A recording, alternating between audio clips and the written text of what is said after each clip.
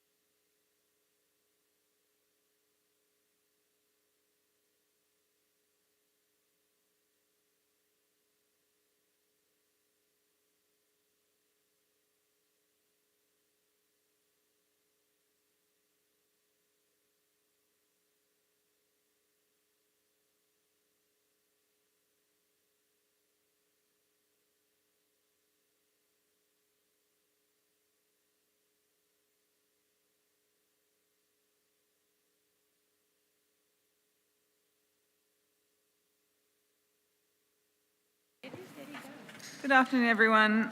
We are ready to start. So I did say this morning that I would take records, the summary records through 6 through 9. I've had a request to hold off on 8 and 9 until the start of this evening's session, so I will accommodate that. So we will do records 6 and 7 now. So we'll take comments on CoP19 COM2 record 6.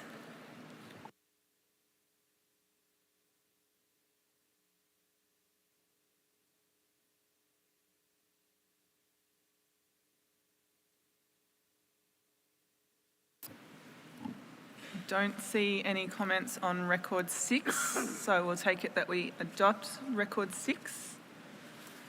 Taking comments on COP19 COM2 record 7.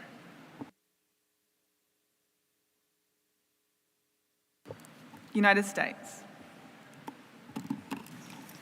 Thank you, Chair.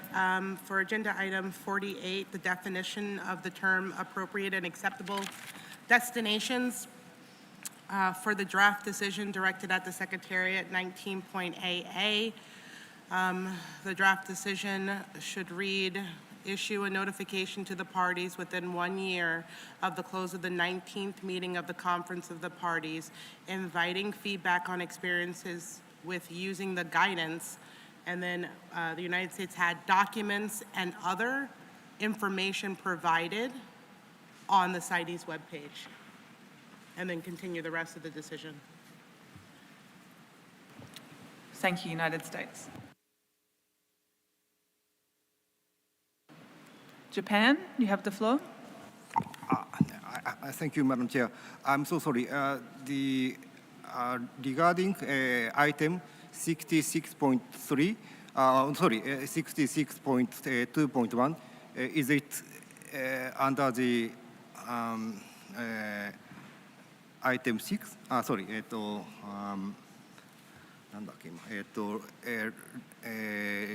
report under this report?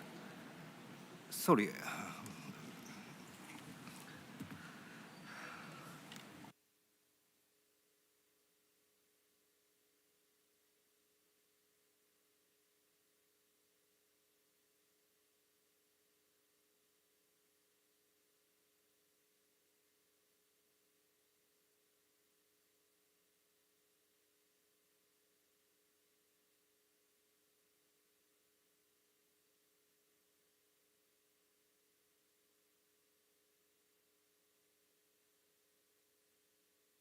Thank you, Japan.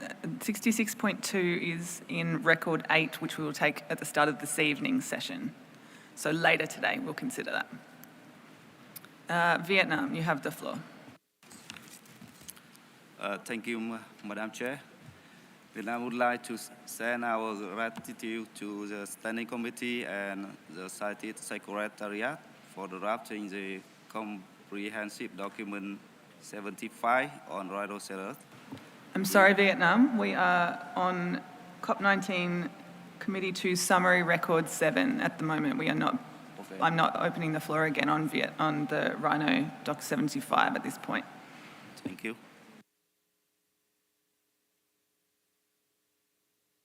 Japan, I still have your flag raised. Are you taking the floor again? Thank you very much. We have two opinions regarding the summary record 6. Regarding the item 66.3, to delete Japan from the supporting countries of 19.DD, because at first opinion of Japan was to be rejected whole of the 66.3.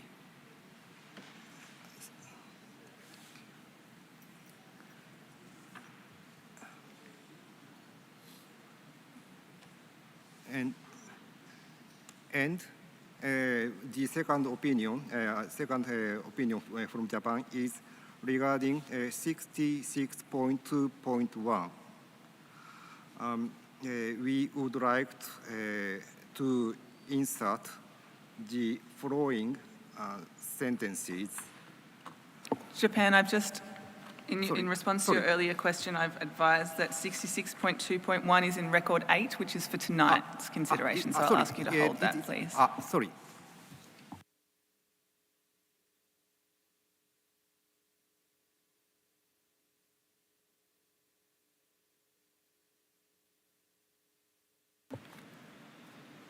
So even though I had indicated that we had adopted record 6, I will take Japan's amendment to record 6. The Secretariat has also reminded me of a change that we failed to pick up.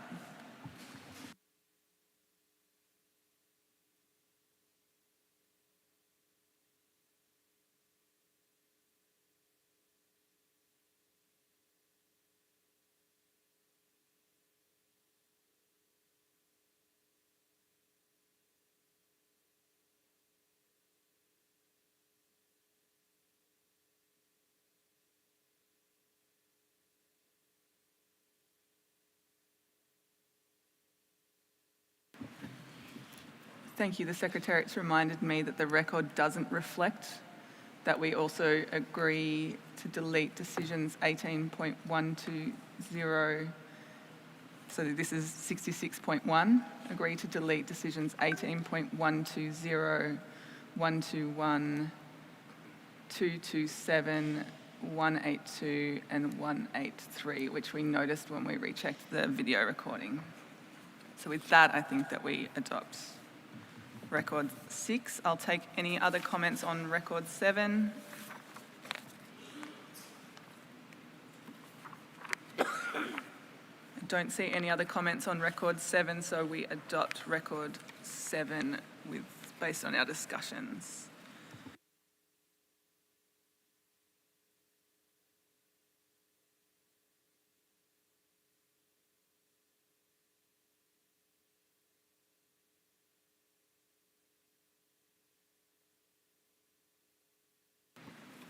Okay, so before our break, we were on COP19 document 75 on rhinoceros. I would like to sum up where I think we are at, because it is a little bit complicated, and then take a stock take of that. So I will walk us through as carefully as I can. And I'll start with the things where I think we have agreement. So on the proposed amendments to Resolution Conf 9.14, Rev CoP 17, outlined in Annex 2. I think we agree to these amendments, and I think we agree to the amendment proposed by the European Union to pick up some of the language in Decision 18.110 and insert that as a new paragraph in this resolution. So having a look at lunchtime, European Union, I hope this is okay with you. We thought that your proposed insertion would work under operative paragraph 1, which begins, urges all parties to, as new paragraph F. It is the central part of Decision 18.110, but I will read it. So new paragraph F under 1.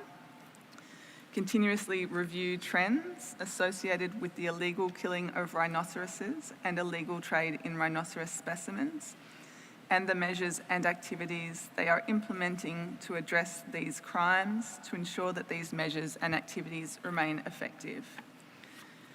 The second amendment from the European Union on this resolution was to add the words "and trends" into paragraph 8. So the paragraph would read, request the IUCN SSC African and Asian rhino specialist groups and traffic to engage with range and implicated states as appropriate, including by conducting a survey focusing on range and implicated states and relevant experts to gather information on challenges. We would strike comma and, we would add comma, best practices and trends associated with addressing rhinoceros poaching and horn trafficking, and it would carry on from there. I did note that there was a request to clarify what implicated states are, so I would just ask the Secretariat, are you in a position to just offer us a clarification on implicated states?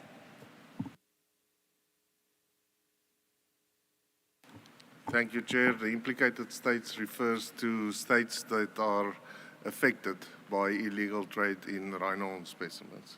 Thanks, Chair. So with that clarification and the two amendments proposed by the European Union, I think that we agree to the amendments to Resolution Conf 914, Rev CoP 17.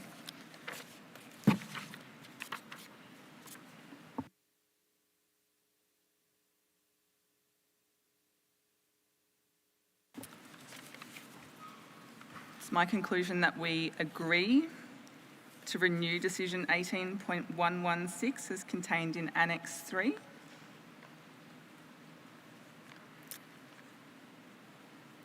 Turning to the new draft decisions, it's my conclusion that we agree to adopt Draft Decision 19AA in Annex 3 and Draft Decision 19BB in Annex 3.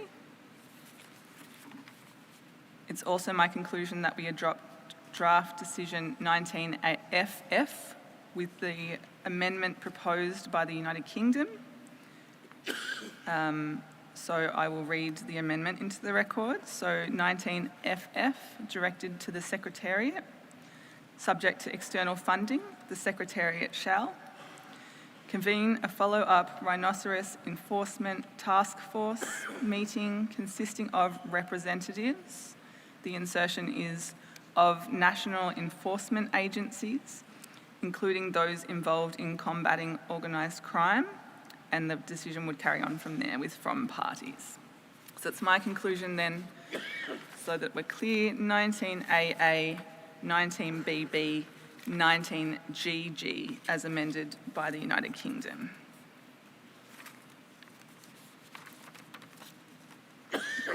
The decisions on which we have not come to a consensus position in my assessment at this point in time are draft decisions 19CC, 19DD, and 19EE. So these are the three decisions directed to various parties. I have heard a number of parties supporting the original decisions. Then we had some proposed amendments from the United Kingdom. I've heard roughly even parties in support and opposing the amendments from the United Kingdom. And I'd also like to note that we also had several parties who, referring specifically to themselves, were concerned about being included in these decisions. So I don't feel like I'm in a position at this point in time to conclude where the committee has landed on 19CC, DD and EE. I am hesitant to reopen the floor too much here because I think perhaps it might be better to send interested parties away to a very small group with a very limited mandate, just focusing on those 3 draft decisions that I don't think that we can conclude on at this point in time. I'm comfortable with the rest of the document. I'm not comfortable that we have a decision either way that I could call at this point in time. So pending any other suggestions or concern with that approach, I would like to give those parties interested in these particular decisions the opportunity to discuss further. Not seeing anybody concerned about that, so with that I will strike a small working group who will consider draft decisions 19CC, 19DD and 19EE. I'll also ask them to consider draft decision 19GG because that may need some consequential amendments just to ensure that it correctly refers to any draft decisions that are amended by that working group. Kenya, thank you. We have captured your suggestion and we'll include it in the mandate for this working group. So to be clear, it is the draft decisions with the amendments from the United Kingdom that have been proposed on the floor that I will task the working group to consider and to return with consolidated decisions in an in-session ComDoc for the consideration of the committee.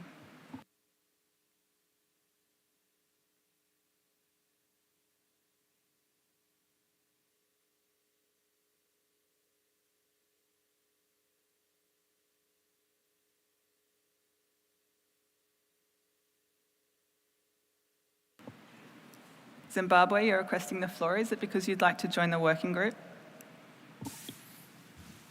Yes, Madam, I would like to join the group. Okay. I will take membership from parties first for this working group. I would like to keep it limited as far as possible, particularly to parties that are mentioned or have spoken in our discussions so far. I did take quite a number of parties.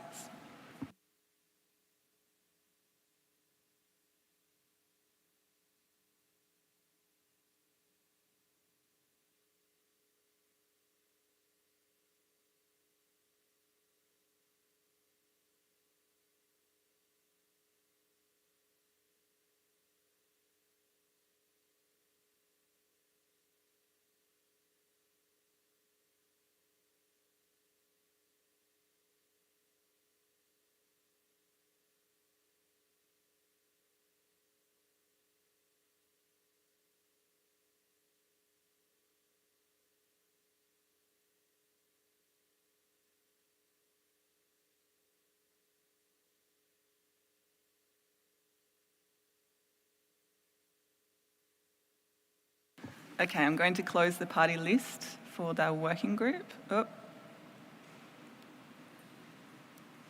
If you just pressed off your button. I haven't read the list yet. You got it? Thankfully, the secretariat's very quick with a pen. So in future, just wait until I read you, otherwise we might miss you. So I have China, the Czech Republic, European Union, Zimbabwe, Vietnam, United States, Kenya, Botswana, United Kingdom, Namibia, United Arab Emirates, and South Africa.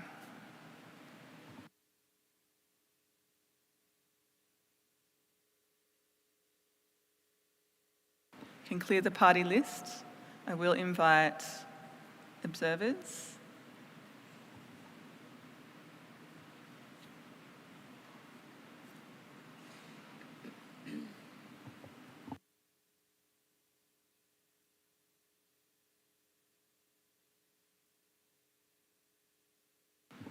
Okay, I will take this list of observers. Conservation Force, EIA US, WWF, Dallas Safari Club, Wildlife Justice Commission, Amboseli, and Traffic.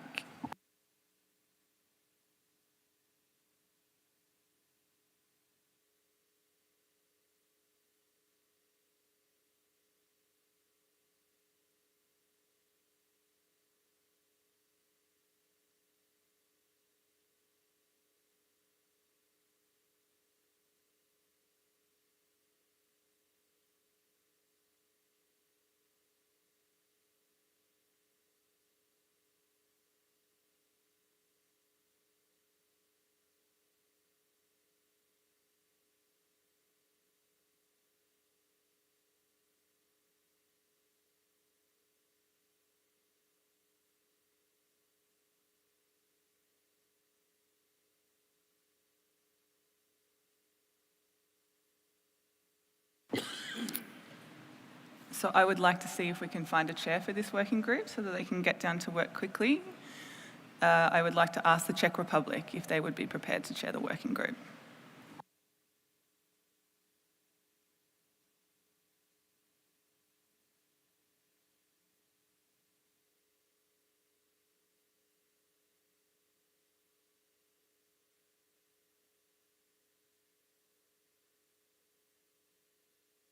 European Union. The Czech Republic would like to invite other states to chair the working group. Sorry.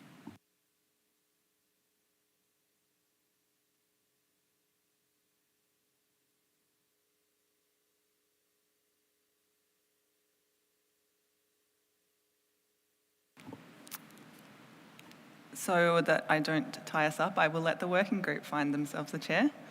The record will show I keep trying.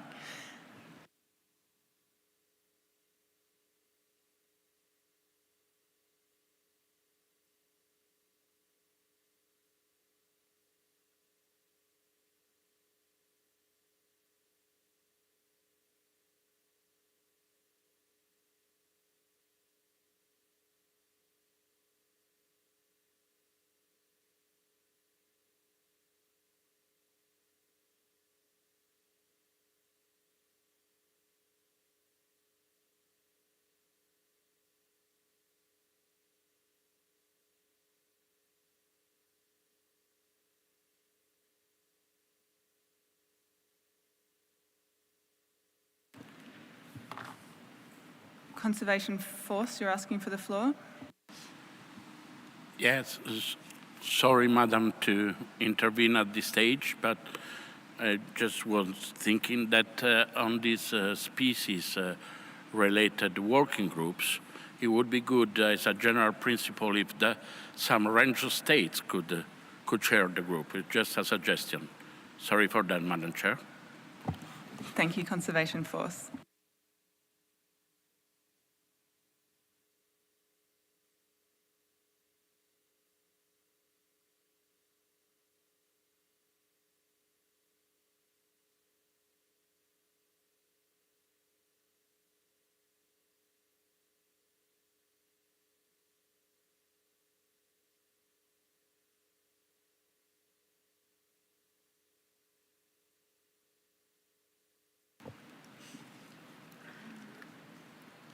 So we will move on to CoP19 document 71.1 and document 71.2, as I've done in the past. Both documents are on pangolins, manner species. So as I've done in the past, I propose to introduce these two documents together. So I will take document 71.1 and then I will ask the United Kingdom to introduce 71.2. CoP19 document 71.1 has been submitted by the Standing Committee in consultation with the Chair of the Animals Committee. I understand the Chair of the Animals Committee will introduce the document. Switzerland, you have the floor. Thank you, Chair. I present this document on behalf of the Standing Committee. It has been submitted by the Standing Committee in consultation with the Chair of the Animals Committee. At COP18, decisions 18238 to 18243 on pangolins were adopted. They were directed to the pangolin range states, the Secretariat, the Animals Committee, and the Standing Committee, as well as to AGOs, NGOs, and international aid agencies. The decisions directed the pangolin range states to take urgent steps to develop and implement in situ pangolin management and conservation programs and report on their implementation to the Secretariat. The Secretariat should, with experts and the range states, develop conversion parameters for scales of all pangolin species that would enable the reliable determination of the number of animals associated with any quantity of pangolin scales seized. The Secretariat was tasked then to report on these activities to the Animals Committee, the Animals Committee to the Standing Committee, and the Standing Committee to the COP. At AC31, the Secretariat informed the Committee that it had received no information from the range states on any management and conservation programs for pangolins. At SC74, the Committee encouraged pangolin range states to urgently do so and proposes now to COP19 to renew this particular decision. Also at AC31, the Committee was not able to review the conversion parameters for pangolin scales as these had not yet been available and therefore proposed renewal of these decisions as well. Thanks to the generous funding of the UK, the Secretariat, in cooperation with the relevant experts and pangolin range states, prepared a report on the national conservation status of pangolin species, on legal and illegal trade in pangolins, on stocks of specimens of pangolins and stockpile management, and on enforcement issues, which is available on the CITES website. SC74 also noted various tools that can assist parties in the implementation of Resolution Conf 17.10 on conservation of and trade in pangolins. In order to continue its work on pangolins, the Standing Committee agreed to submit to COP19 draft decisions as contained in Annex 1 to the present document. So the Conference of the Parties is therefore invited to renew Decision 18238 and adopt the draft decisions in Annex 1 of this document. Thank you, Chair. Thank you, Chair of the Animals Committee. Now I'd like to invite the United Kingdom to introduce COP19 Document 71.2, Proposed Amendments to Resolution Conf 17.10. United Kingdom. Thank you, Chair. The threat to pangolins from overexploitation remains a significant concern. Incentives for the harvest and illegal trade of pangolins and their parts remains high, driven by financial value, particularly for their scales. Between 2016 and 2020, there were 955 seizures involving pangolins in 33 countries, estimated to amount to 259,000 pangolins. This is indicative of highly organised criminal operations and is just the tip of the iceberg. It is for this reason that the UK has proposed in Document 71.2 a strengthening of Resolution Conf 1710 and the decisions proposed by the Standing Committee. We consider that together these changes will allow us to take more effective action to protect pangolins, action which is currently hindered by ongoing illegal trade, by limited reporting, by poor species-level trade data, poor information on status in the wild, limited coordinated intelligence-driven enforcement actions, limited awareness raising and demand reduction strategies, insufficient quantification of stockpiles, and the existence of domestic markets that may be facilitating illegal trade.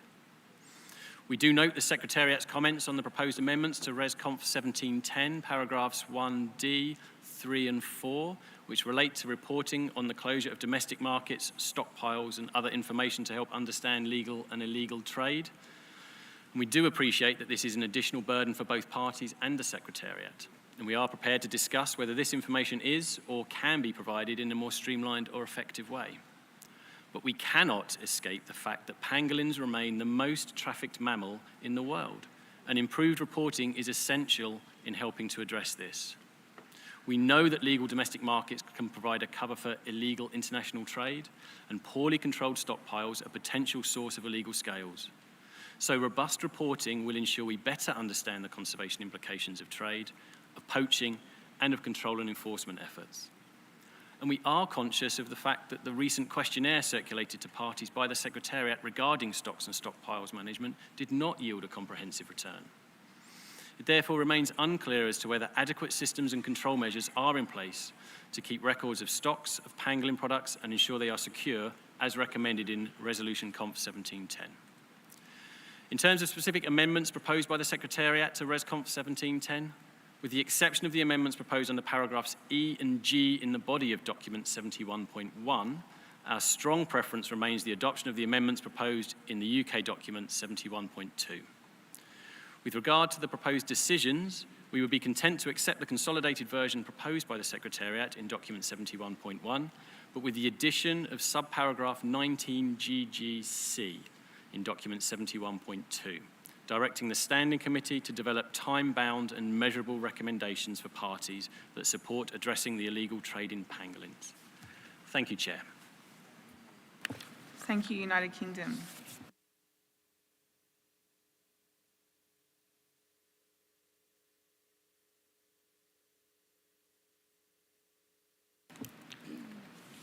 So I haven't opened the floor to parties yet, and what I did want to do is the United Kingdom has commented on the Secretariat's comments on the documents. So I did want to give the Secretariat a moment to just explain their comments so that we have that in our minds when we begin our discussions. So Secretariat, you have the floor. Thank you, Chair. In terms of the comments of the Secretariat, these comments apply to both of the documents submitted for this agenda item. The Secretariat recommends that the Conference of the Parties adopt the proposed amendments to Resolution Conf 17.10 that are presented in Annex 1 to document CoP19 Doc 71.2, subject to further amendments as proposed by the Secretariat and consolidated in paragraph T of the comments provided by the Secretariat. These further amendments mainly aim to reduce the reporting burden on parties, as mentioned, and as explained in paragraphs E to L of the Secretariat's comments.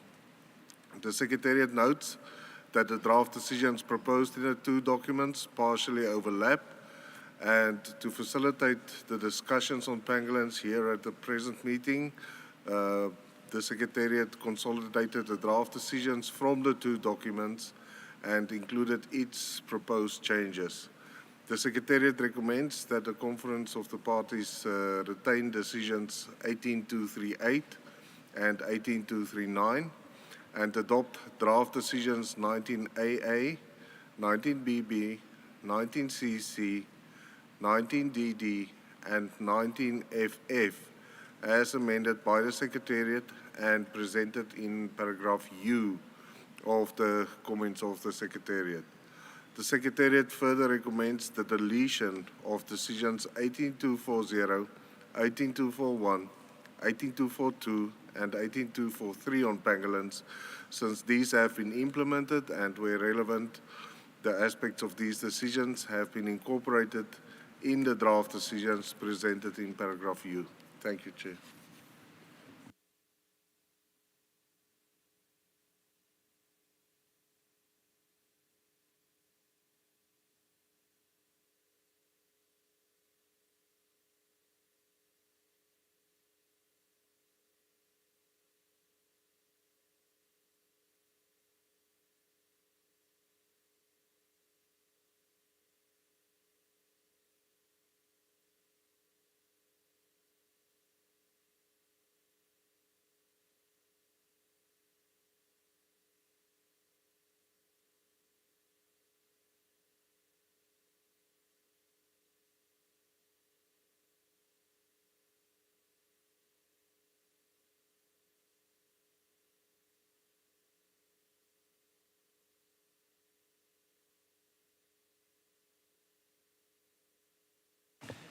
So I will open the floor on these two documents, noting the comments of the United Kingdom as it relates to the Secretariat's comments on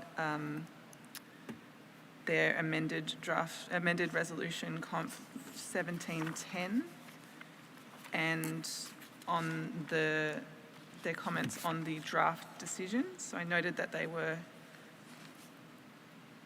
comfortable with the Secretariat's comments with the exception of 19GG paragraph C.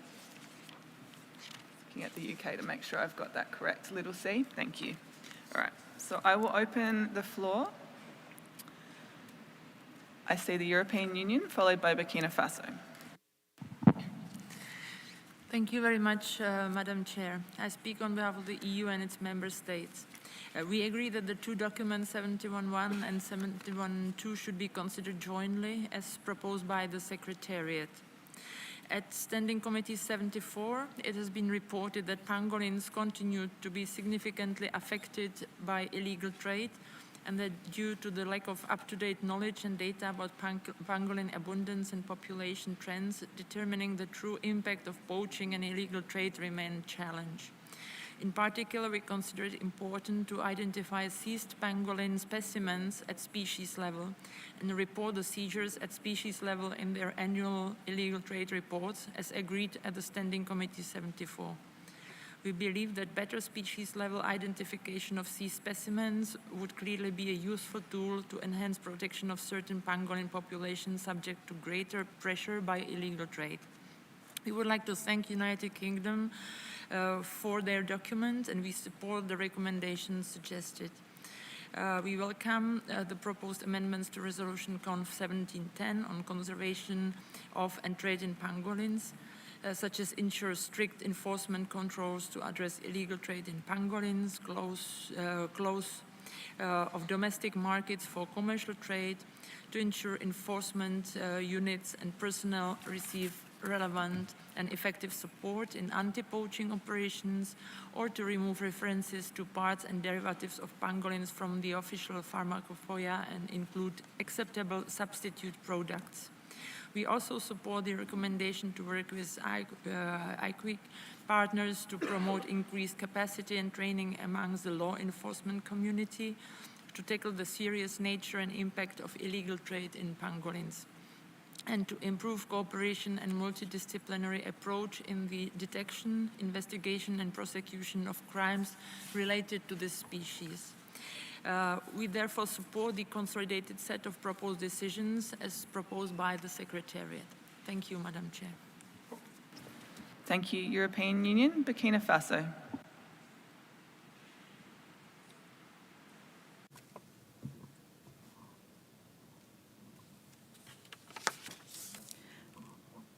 Thank you, Madam Chair. Pangolins do not exist anymore in Burkina Faso. That has been the case for some 10 years now. This is a species of great concern to us. We do think that the Appendix 1 listing of all pangolin species at COP 2017 marked a significant stage in the fight to conserve pangolins, and we do think that range states, transit and consumer states of parts and derivatives of pangolins have to take additional measures in order to fight trafficking in the species. We do know that there is a poaching problem as well as illegal trade in pangolin. That is why we do need to ensure that markets are closed in order to prevent all illegal trade. We feel that there is a need for decisive action so that the Standing Committee is in a position to understand which parties play a key role in pangolin trafficking, and is then able to come up with specific solutions. We think that we need to have a clear understanding of every country's role in pangolin trafficking.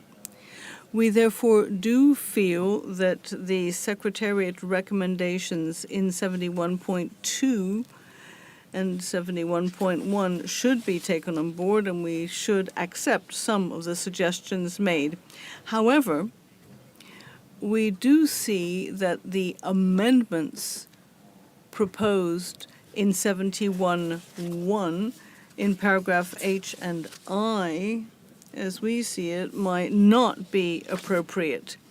And we do think that we should turn to the UK document. This provides us with a very clear assessment of the situation. The UK document could very well provide us with enough information to guide the standing committee.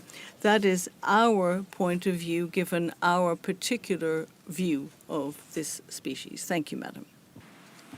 Thank you, Burkina Faso. I see the United States, followed by Niger, United States. And before you go, United States, I'm going to have to close my list. I will try to take as many of you as possible, but I have a long list. United States. Thank you, Chair. The U.S. is extremely concerned about the continued trafficking of pangolins, and we welcome these documents to strengthen the conservation of pangolins.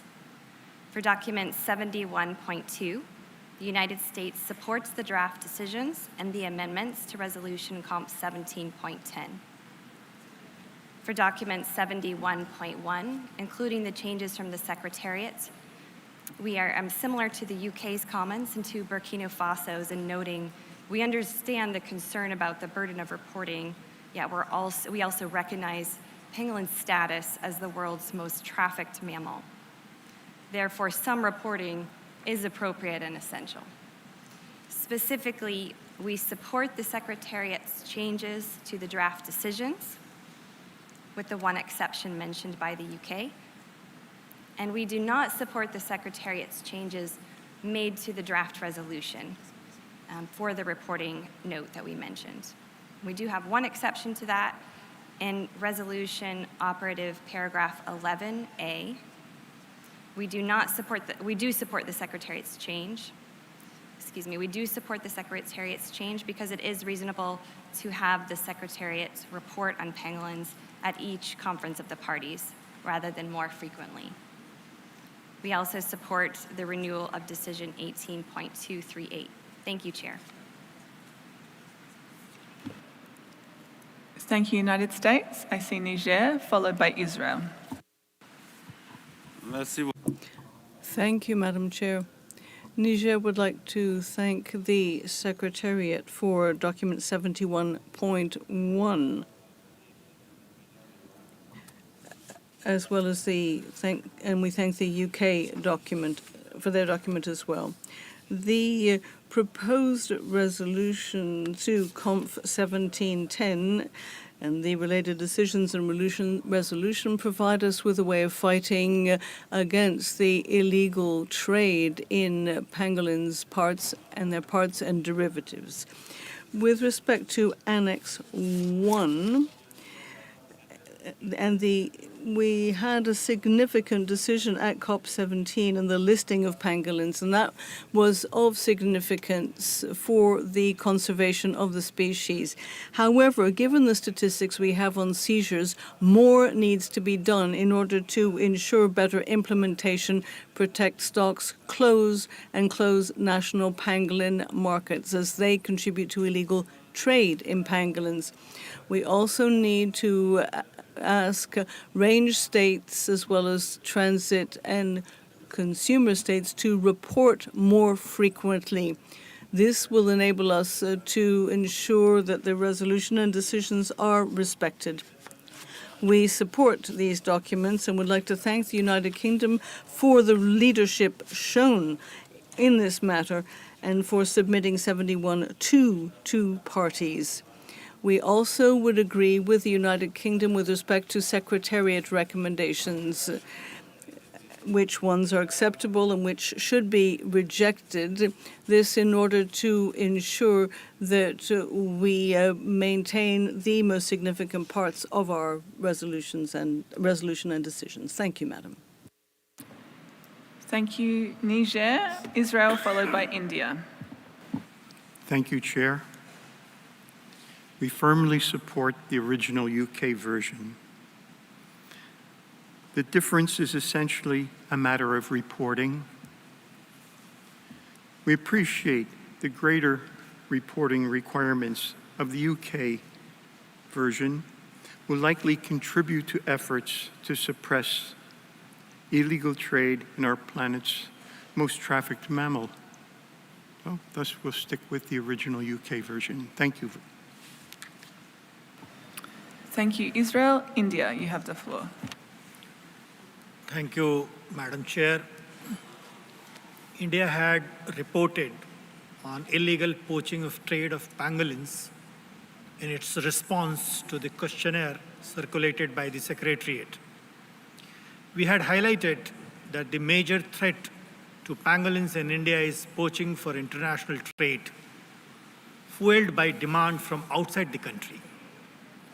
The draft decisions proposed in Annex 1 of the Standing Committee's document, unfortunately, do not address this important subject of demand for pangolins parts and derivatives. Many of the draft decisions appears to solely target improving the quality of information available, such as increasing species identification in the seizures and conversion of the seized scales to animals. While this is welcome, it does not address the root cause of the problem. It is clear that the large quantities of pangolin scales seized over the last decade represent a huge number of animals and an unsustainable offtake of these species.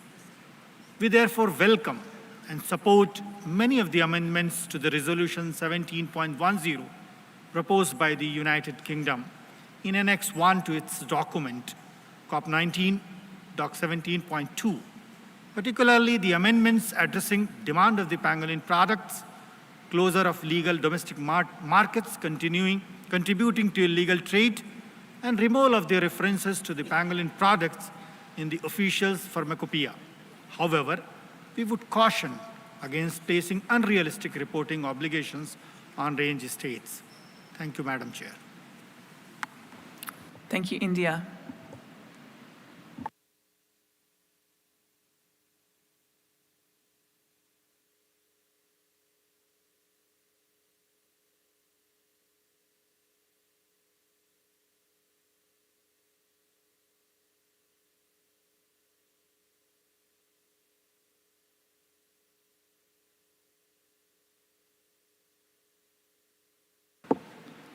So I'm going to take several more parties. I have a list that is a little bit too long for me to take, and I think we've had some helpful discussions. I can see some shared views coalescing here. So I will take Gabon. Gabon, you have the floor. Merci. Thank you, Madam. Gabon would like to thank the United Kingdom for having submitted this document. We would like to express our support for 71.2 and the proposed amendments to Resolution 1710. Despite its Appendix 1 listing, pangolin species continue to make pangolins the most trafficked mammal in the world. This is a species that we have species that come up regularly, lions and elephants, for instance, and we talk about the need to close domestic markets that lead to illegal trafficking. Pangolins require a similar level of concern and action.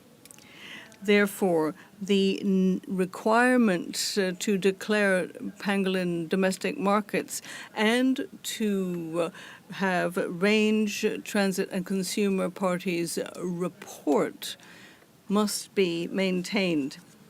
We support 71.2 as it was submitted by the UK. We also support the United States support with respect to reporting at every conference. We find this a most relevant suggestion, and therefore would like to see it taken on as an amendment to this document. we call upon all parties here present to support these recommendations. Thank you, Madam. Thank you, Gabon. I see Thailand, followed by Botswana. Thailand, you have the floor. Thank you, Madam Chair.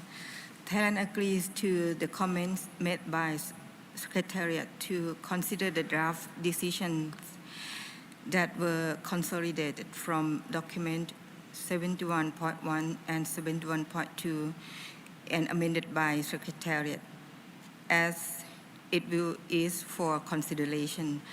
Thailand consideration, therefore, will be specifically on the draft decisions and the LESCON 1710 amended by the Secretariat presented in the document 71.1. First of all, Thailand has no objection to retain the decision 18.238 and 18.239 as recommended in the document 71.1, page 3. Thailand also agrees to adopt decision 19AA, 19BB, 19CC, 19DD, and 19FF as amended by the Secretariat. Regarding the RESCON 1710 amended by the Secretariat presented in this document from page 5 to 8, Thailand would like to draw your attention to the last paragraph of page 6 and first paragraph of page 7 of the present document. Thailand is of the opinion that the measures stated in the amended RESCON 17.10 require a large number of efforts, and they are budget consumption. Also, the availability of technical aspects are also required, and the national laws and regulations might not allow to make such measure possible. Therefore, Thailand would like to suggest some changes to make the required measure implementation by relevant parties possible. Thailand suggests for paragraph B on page 6 to add phase where possible at the end of the sentence. And for the paragraph C on page 7, we would like to add phase where feasible and allowed by the national legislation at the end of the sentence. I submit, Madam Chair. Thank you.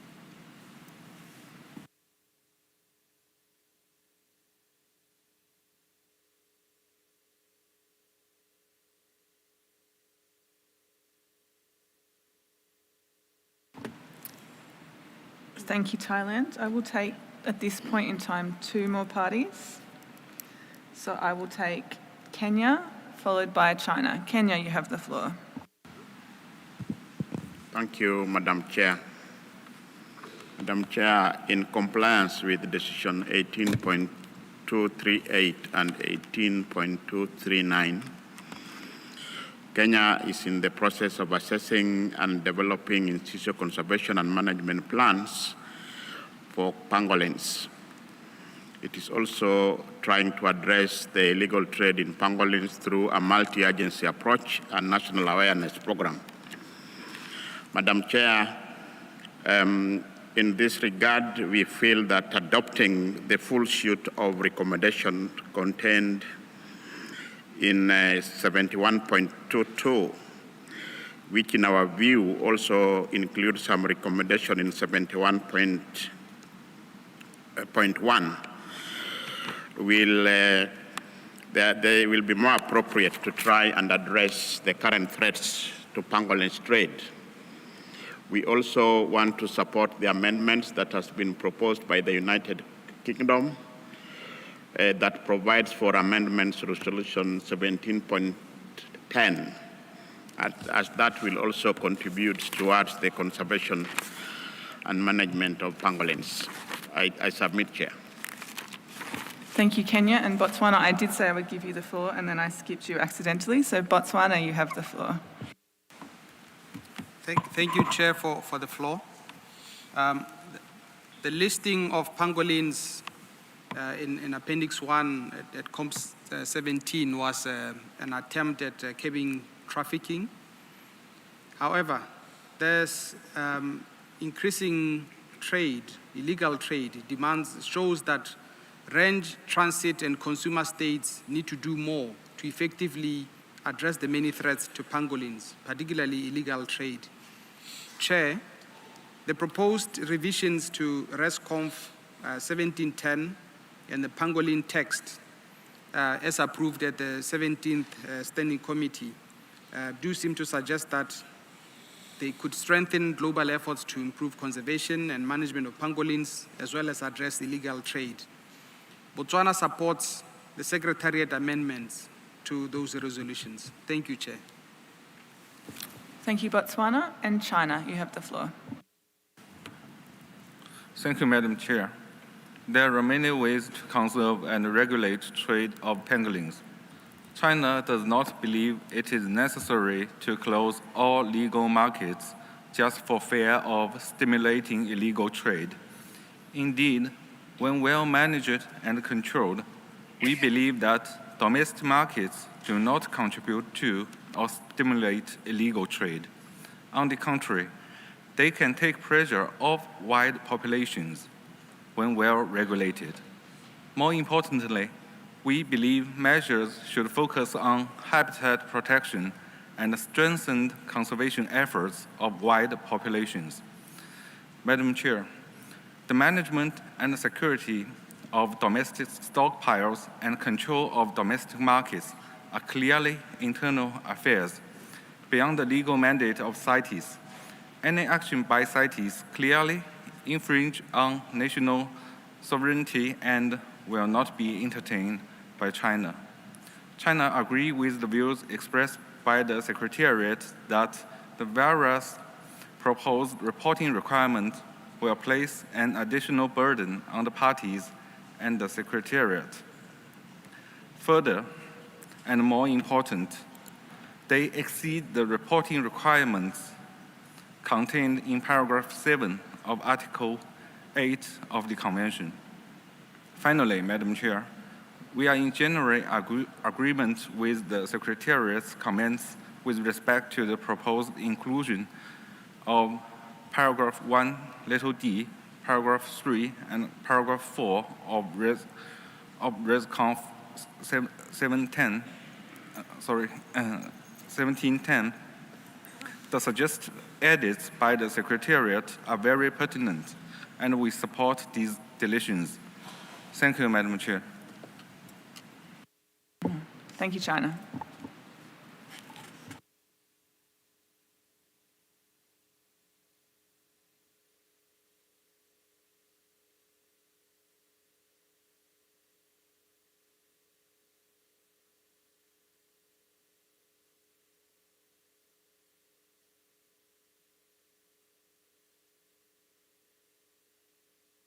If you can just give me a moment while I confer based on our discussion so far.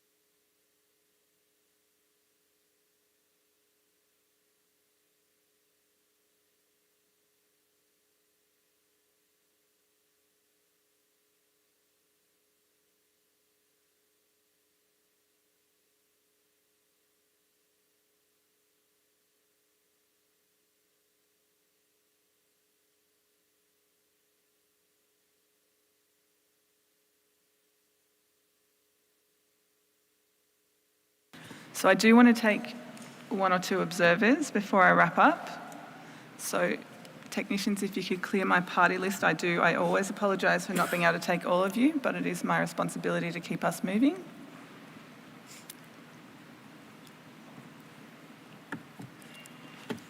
Japan, I have you requesting the floor. I have asked for observers. Do you need to take the floor? Yes, Madam Chair. Japan was requesting to make intervention before you mentioned to open the floors for the observers. I understand that, Japan. I had quite a number of parties requesting the floor, and unfortunately I can't take all of you as much as I would like to. So I will be taking observers with the indulgence of parties, please. So I will take IUCN, followed by traffic. Thank you. It's all good. Do I have to push it? Push it, yeah. Thank you, Chair. We are making this intervention on behalf of the IUCN and Zoological Society of London. We welcome the ongoing attention to the conservation of pangolins by the parties, and we are largely in agreement with the decisions proposed by the Standing Committee and with the amendments to Res Comp 1710 proposed in Docs 71.1 and 71.2. In particular, the IUCN highly encourages RAIN states that have not yet done so to implement in situ conservation measures as directed by Decision 18.238, and we thank parties that have thus far contributed to Decision 18.239. We note the recommendations from the CITES Secretariat related to Draft Decision 19.cc, suggesting that the proposed text on reporting obligations be removed from Res Comp 1710. Such data, especially on legal and illegal trade and stockpiles, is critical to evidence-based decision-making for pangolin conservation, and we suggest maintaining it in the operative part of Res Comp 1710. We would like to encourage all parties implementing Res Comp 1710, as revised, to also consider Res Comp 16.6 on CITES and livelihoods regarding the engagement of rural communities in combating illegal trade of wildlife, and to incentivize and empower indigenous peoples and local communities to conserve pangolins, including by recognizing their rights and knowledge to sustainably manage pangolins and protect them from illegal wildlife trade. IUCN and the Zoological Society of London are ready to continue offering our support to parties, ensuring the effective and holistic implementation of Res Comp 1710. Thank you, Chair. Thank you, IUCN. Traffic, you have the floor. Thank you, Chair. I'm making this intervention on behalf of Traffic and WWF. We're very pleased to see the continued attention being given to address pangolin trafficking-related matters. However, the overall progress made since CoP18 to address illegal trade in pangolins has been disappointing, including poor reporting and responses from parties. While the draft decisions put forward in Doc 71.1 highlight some important elements, it fails to reflect the urgency of the wide-ranging challenges to pangolin conservation and management.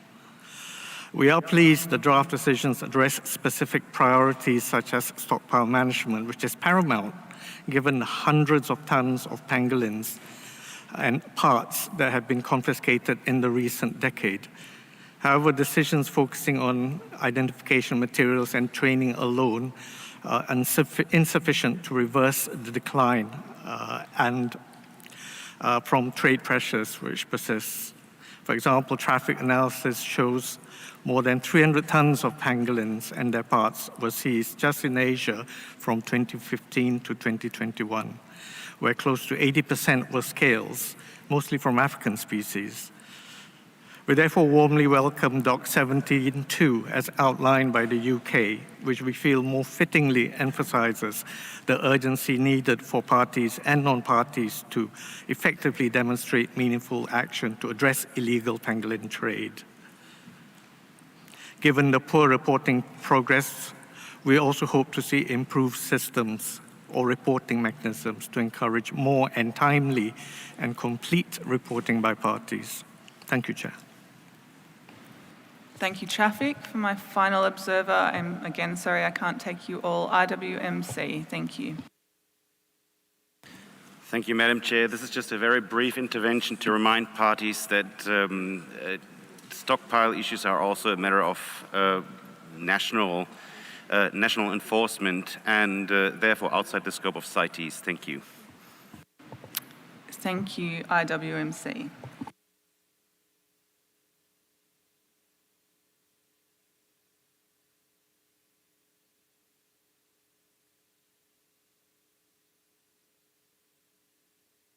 So if you will give me a moment to confer with the Secretariat, you've given me a little bit of a task here to come to all of the sub-paragraphs, but I will do my best. I will be back with you shortly.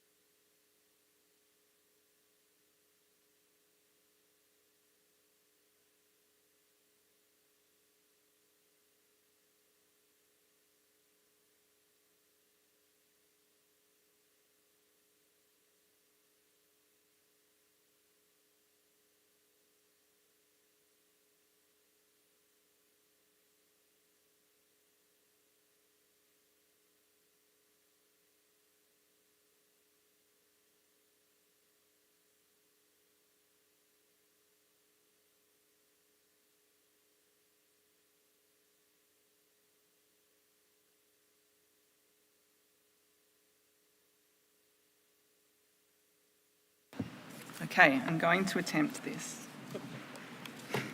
I will start with the draft decisions because I think that that's a little bit more straightforward. So when the UK introduced their document, they acknowledged the consolidated and amended decisions from the Secretariat, which are in the Secretariat's comments on document 71.1. With the exception of the Secretariat's amendment on decision 19GG, specifically little paragraph C, which they disagree with the Secretariat on deleting, and they would like to maintain 19GG little c. Through our discussions, I've heard a lot of support for those consolidated amended decisions and a lot of support for the UK's intervention. So my proposal on the draft decisions in document 71.1 and 71.2 are that we agree to the decisions as amended by the Secretariat with the exception of the deletion of 19GG little c. That's the simple bit.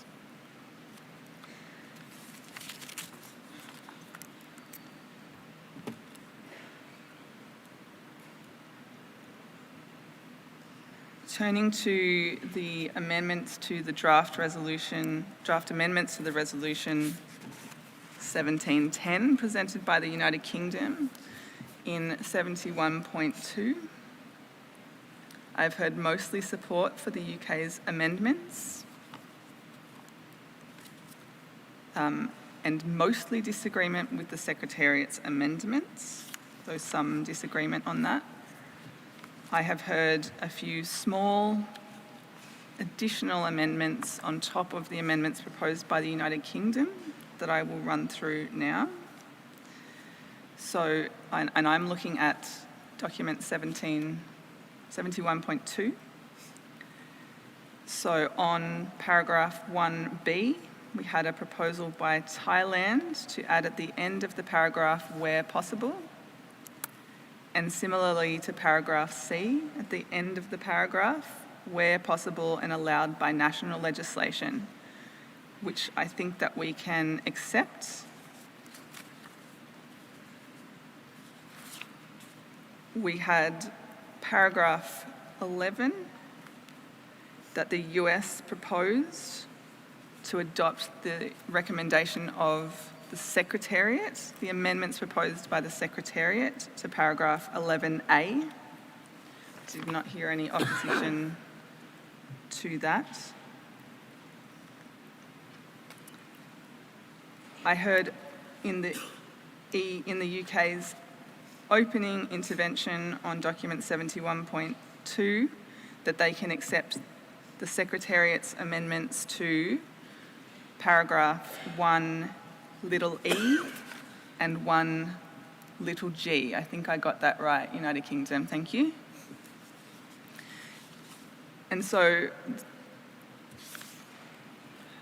I think we've had some other proposed amendments, but that I think represents the general views of parties in this discussion. It's complicated to follow, I know, but I hope I've been clear. Thank you very much for all your clear interventions that have helped me achieve that.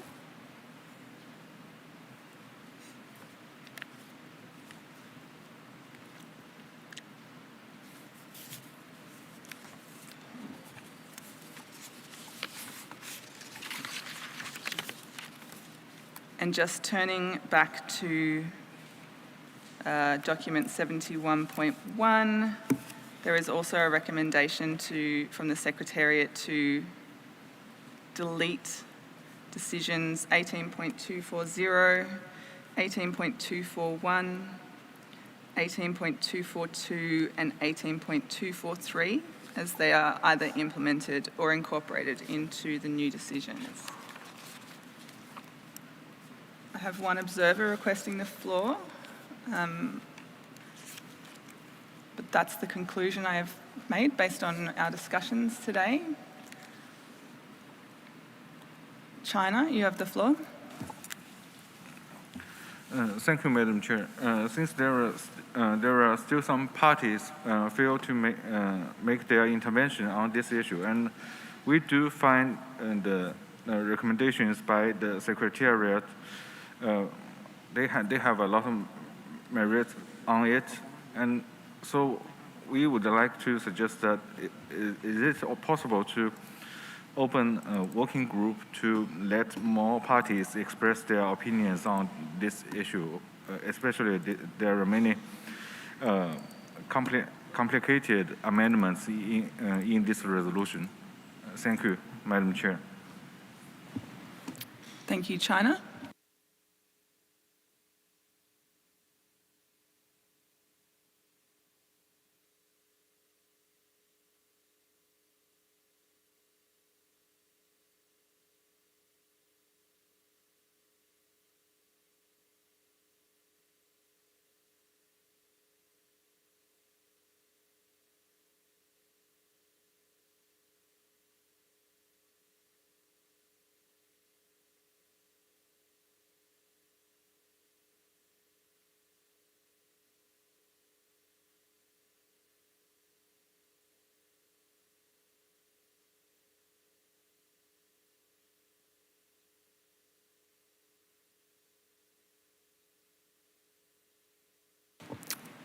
Thank you, China.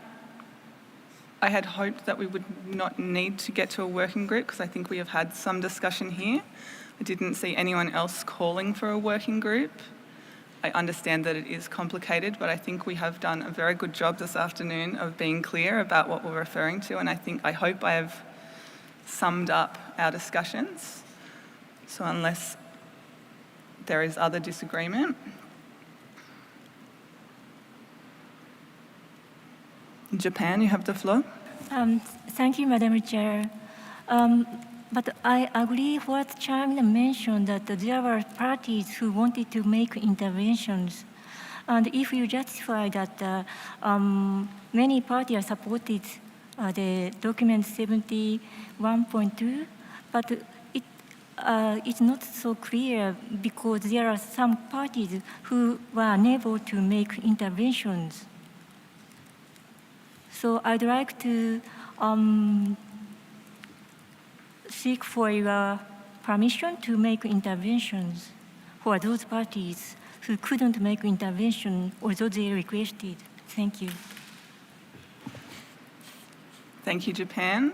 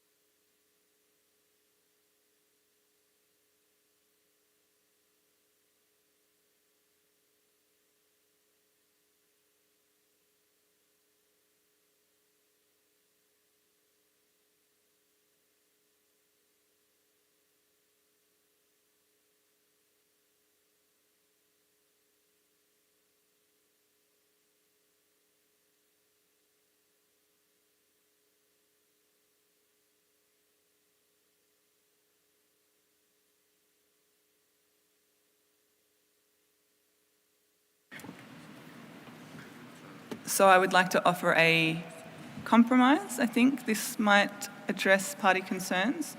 So I'm noting that there are complexities, and I'm also noting that not everyone got to take the floor.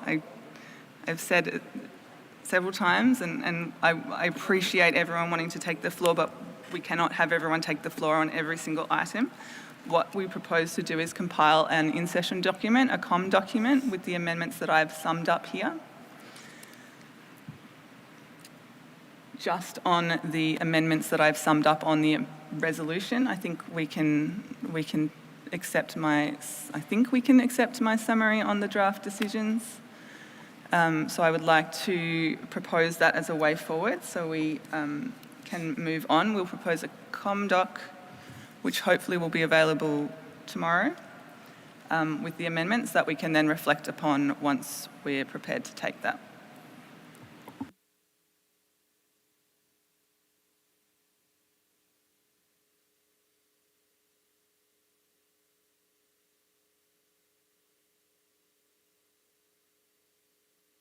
So I have two parties asking to take the floor. I will take comments on my suggested compromise way forward, noting that China and Japan have requested some more time to consider and another opportunity to come back to this item. So I will take Senegal followed by Vietnam, commenting specifically on my proposal that we produce a ComDoc on the proposed amendments to resolution Conf 17.10. Senegal and then Vietnam. Senegal. Merci, Madame. Thank you, Madame, for your flexibility, because you have managed this issue very well. By giving the floor to more parties, then perhaps we could avoid going to a working group. We believe that the document was well prepared, and we support the United Kingdom's amendments and the Secretariat's recommendations. Thank you. Vietnam. Thank you, Madam Chair. We highly appreciate the draft amendment of resolution number 17.10 submitted by United Kingdom. However, we think that the information provided in the document number 71.2 is not enough information. I think that the member party should report and gather information about the implementation of resolution number 17.10 before we can amend the resolution, because for example here, based on the information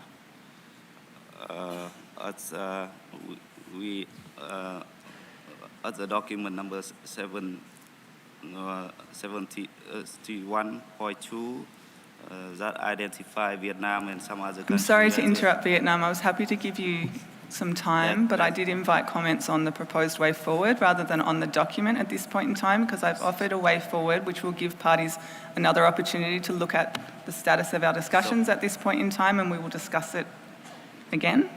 So Vietnam, you did have a minute to do that. I suggest that we need more information submitted by a member party before we thinking about the amend the resolution. Thank you. Thank you, Vietnam. So I think we will arrange to publish the ComDoc, and then we will come back to these discussions. I think that is the way forward. But what I would like to propose, just for clarity, is that we agree the draft decisions as amended by the Secretariat, with the addition of decision 19GG paragraph c, and that we agree the deletion of the decisions 18.240 through 243 as I read out earlier, and the ComDoc will go to the amendments to the resolution.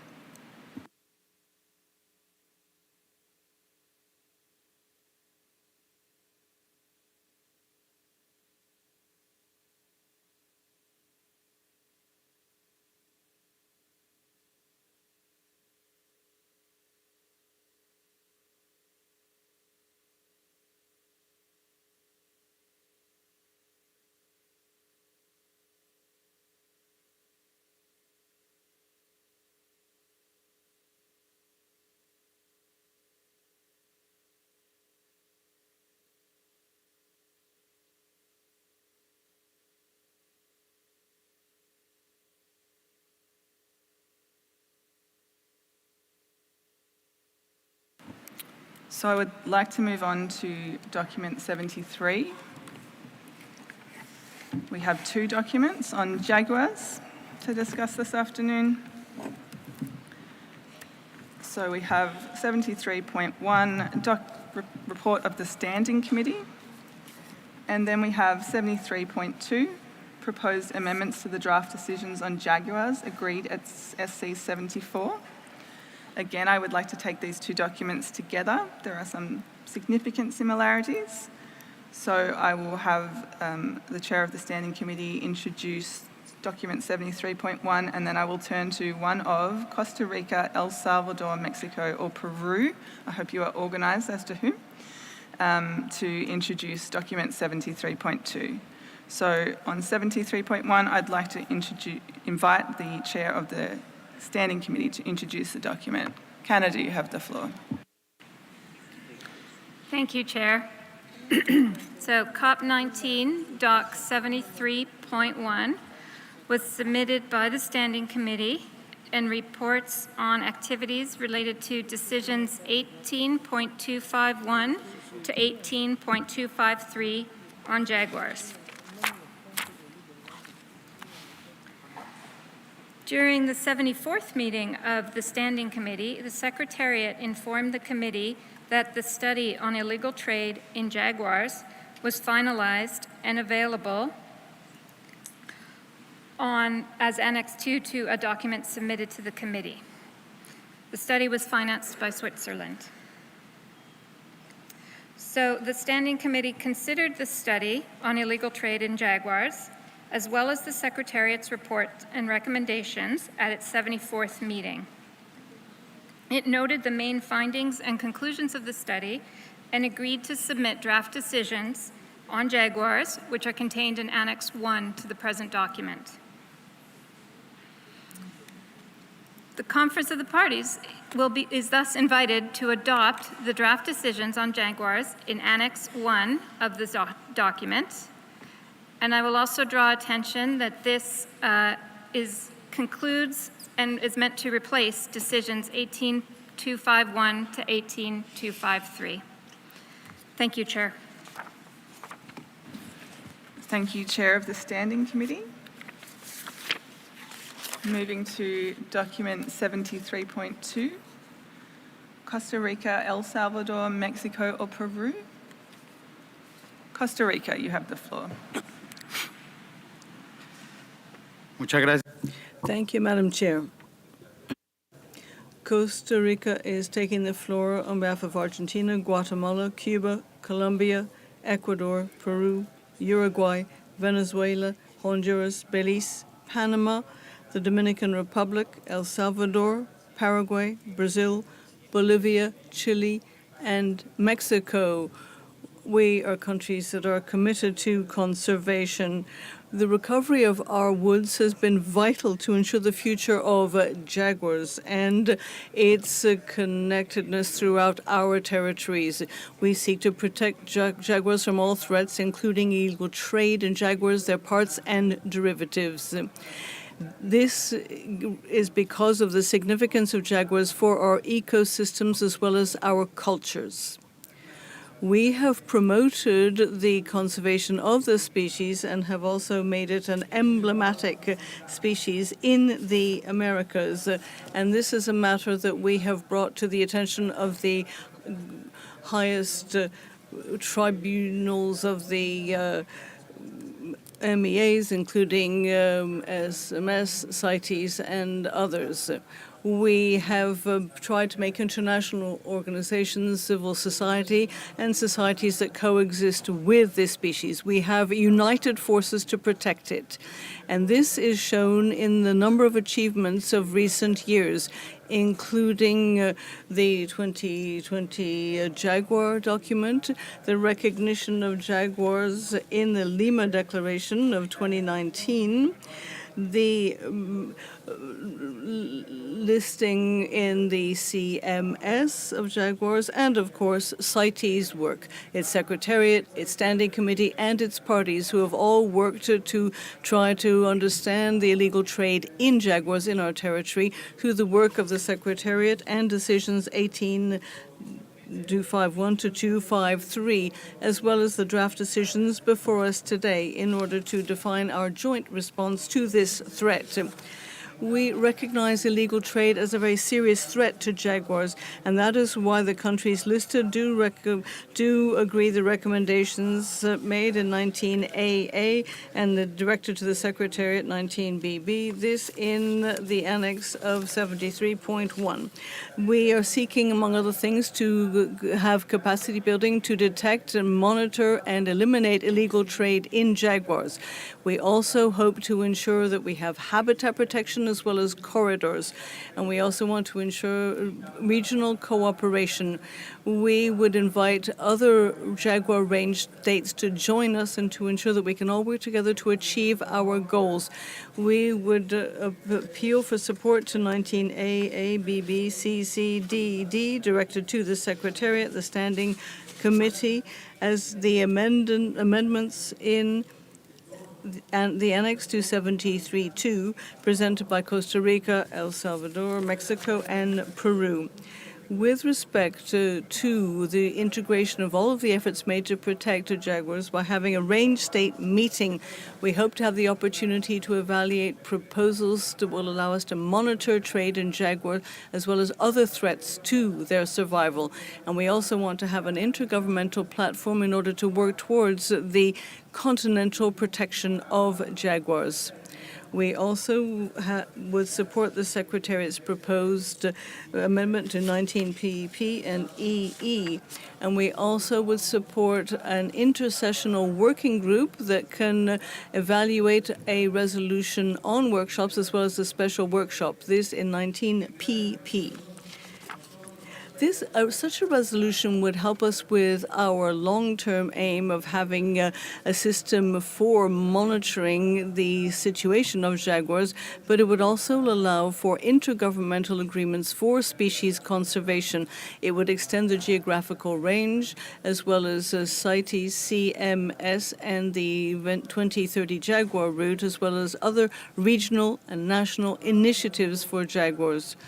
We really do hope that this will enable us to work together to guarantee the long-term survival of this species. And we also hope that our social, climate, and biodiversity aims will be met. Thank you, Madam. Thank you, Costa Rica. So Costa Rica and their co-proponents have proposed amendments to the Standing Committee's draft decisions in their document, specifically amending adding new paragraph B of draft decision 19CC, proposing a new paragraph decision 19DD, paragraphs A through D, and then amending what was the Standing Committee's decision 19DD to make it EE with amendments. So we would invite comments on both proposals, noting that they are similar with the additions and amendments proposed by Costa Rica and their co-proponents. So I'll open the floor for parties.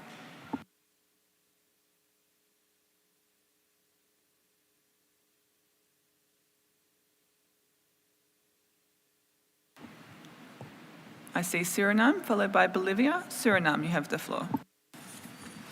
Thank you, Chair. First of all, on behalf of Suriname, I would like to extend our condolences and prayers to the people of Indonesia in regards to the tragic earthquake that happened today. Suriname thanks the Secretariat and the proponent of the Jaguar documents. As part of the Guyana Shield, Suriname's tropical rainforest has a rich biodiversity and is a range state of jaguars. Suriname has a long tradition in preserving forests and wildlife. Our Game Act and Nature Conservation Acts are dated from 1954. The Panthera onca is by law a protected species since 2002 in Suriname. Recognizing the concern of illegal trade of jaguar and jaguar parts, Suriname is committed to the protection of the jaguars and can play an important role here in the total range. In this context, a number of projects have been recently carried out in collaboration with various national and international institutes and NGOs, such as IUCN Netherlands, Conservation International Suriname, WWF Guyana, IFO, Pantera, Freeland Brazil, and UNODC, to monitor the wild population of jaguar and other felines and to increase awareness and capacity building among the investigative services and judicial authorities. Some of the activities and outcome of this regard are: Suriname is now a member of the South American Wildlife Enforcement Network, SUTWEN. Suriname prepared draft national jaguar monitoring strategy, developed Jaguar Roadmap 2030, developed an identification of feline parts guide, established a national jaguar working group, and with support from the Bio-Amazon project and the GGCA project, we also started a new training of aspirant game wardens to strengthen the enforcement of wildlife and nature conservation management.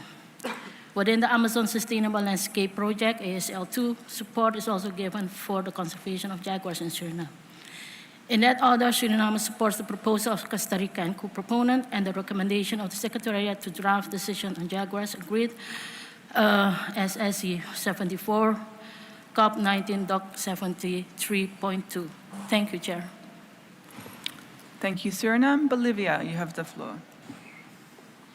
Gracias. Thank you, Madam Chair. As Costa Rica has said when it spoke on behalf of a number of parties, jaguars are a flagship species in South America, partly for its role in our natural environment as well as ecosystem protection. It also plays an important role in a number of indigenous cultural systems and has for centuries. A number of the range states of this species have, like Bolivia, noted an increase in trade in its parts and derivatives, particularly teeth, and this is comparable to the situation of some felines in Asia. Given this situation, we would urge parties to support all actions necessary for the conservation and protection of this flagship species, which is key to the neotropical region's conservation. With respect to Annex 1 of 73.1, we do have some suggestions. In 19AAH, we would suggest that after that the words due to its ecological significance must be recognized as it is key to the whole region.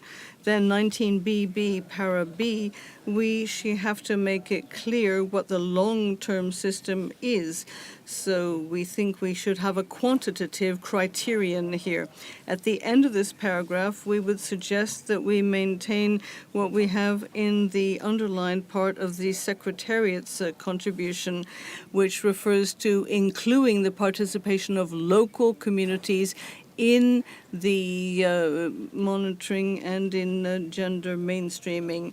And this is language that we don't have in the version in Annex 1. We also feel that we should add indigenous peoples after local communities. Thank you, Madam. Thank you, Bolivia. I see Brazil, followed by Panama.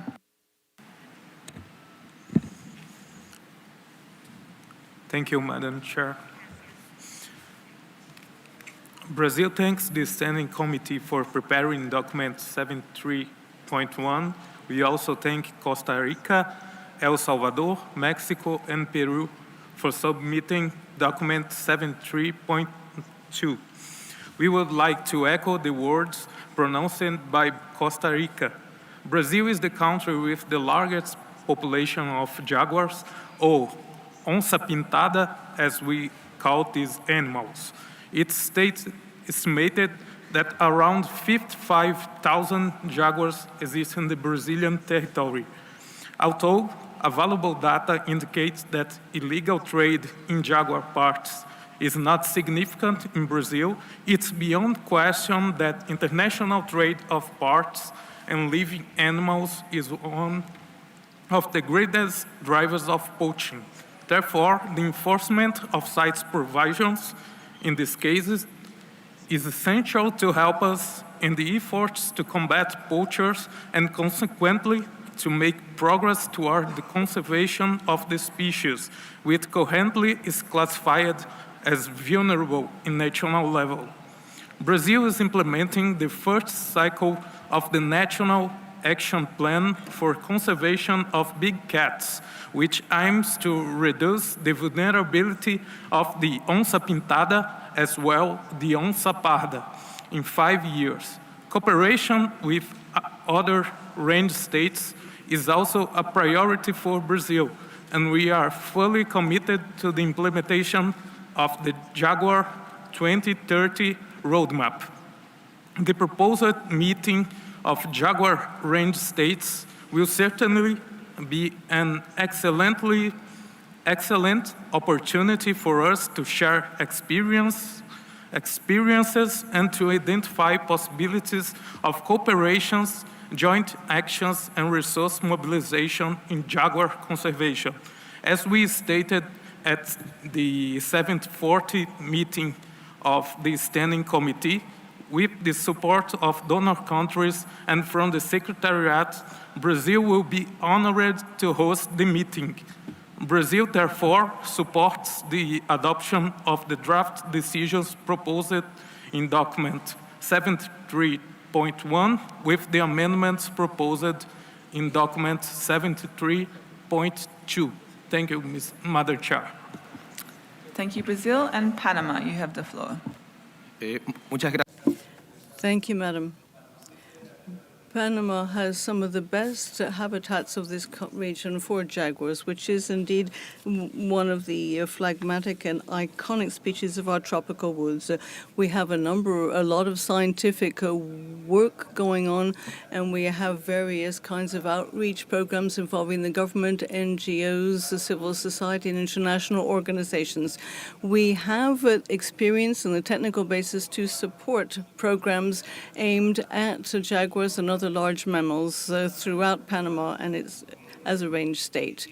We have developed a census so that we have information on the jaguar population, and we have information at all levels, and we're in a position to monitor jaguars and their as predators. We also have tried to look at jaguar-human conflict, as well as other situations that might be linked to illegal trade in jaguars, either as incidental or as directly planned. However, we have to recognize that there is more poaching and illegal trade in this species, and there is increasing use of our jaguars as connected with Asian felines.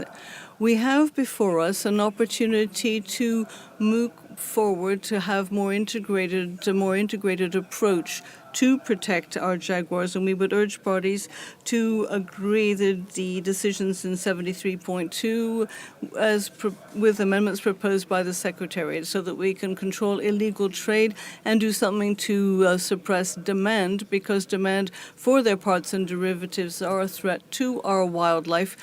We also need to have regional cooperation.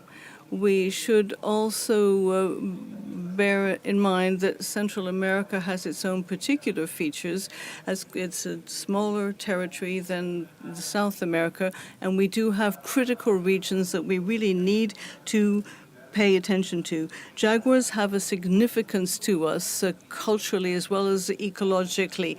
That is why we think that we need to have more coordination involving the CITES and CMS secretariats in order to ensure that we have conservation of our wildlife felines. We support the proposal made by Costa Rica and other range states. Thank you.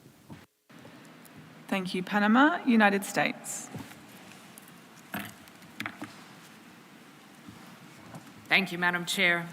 We appreciate these documents and support adoption of the draft decisions included in Annex 1 to document 73.2, with the amendments suggested by our colleague from Bolivia.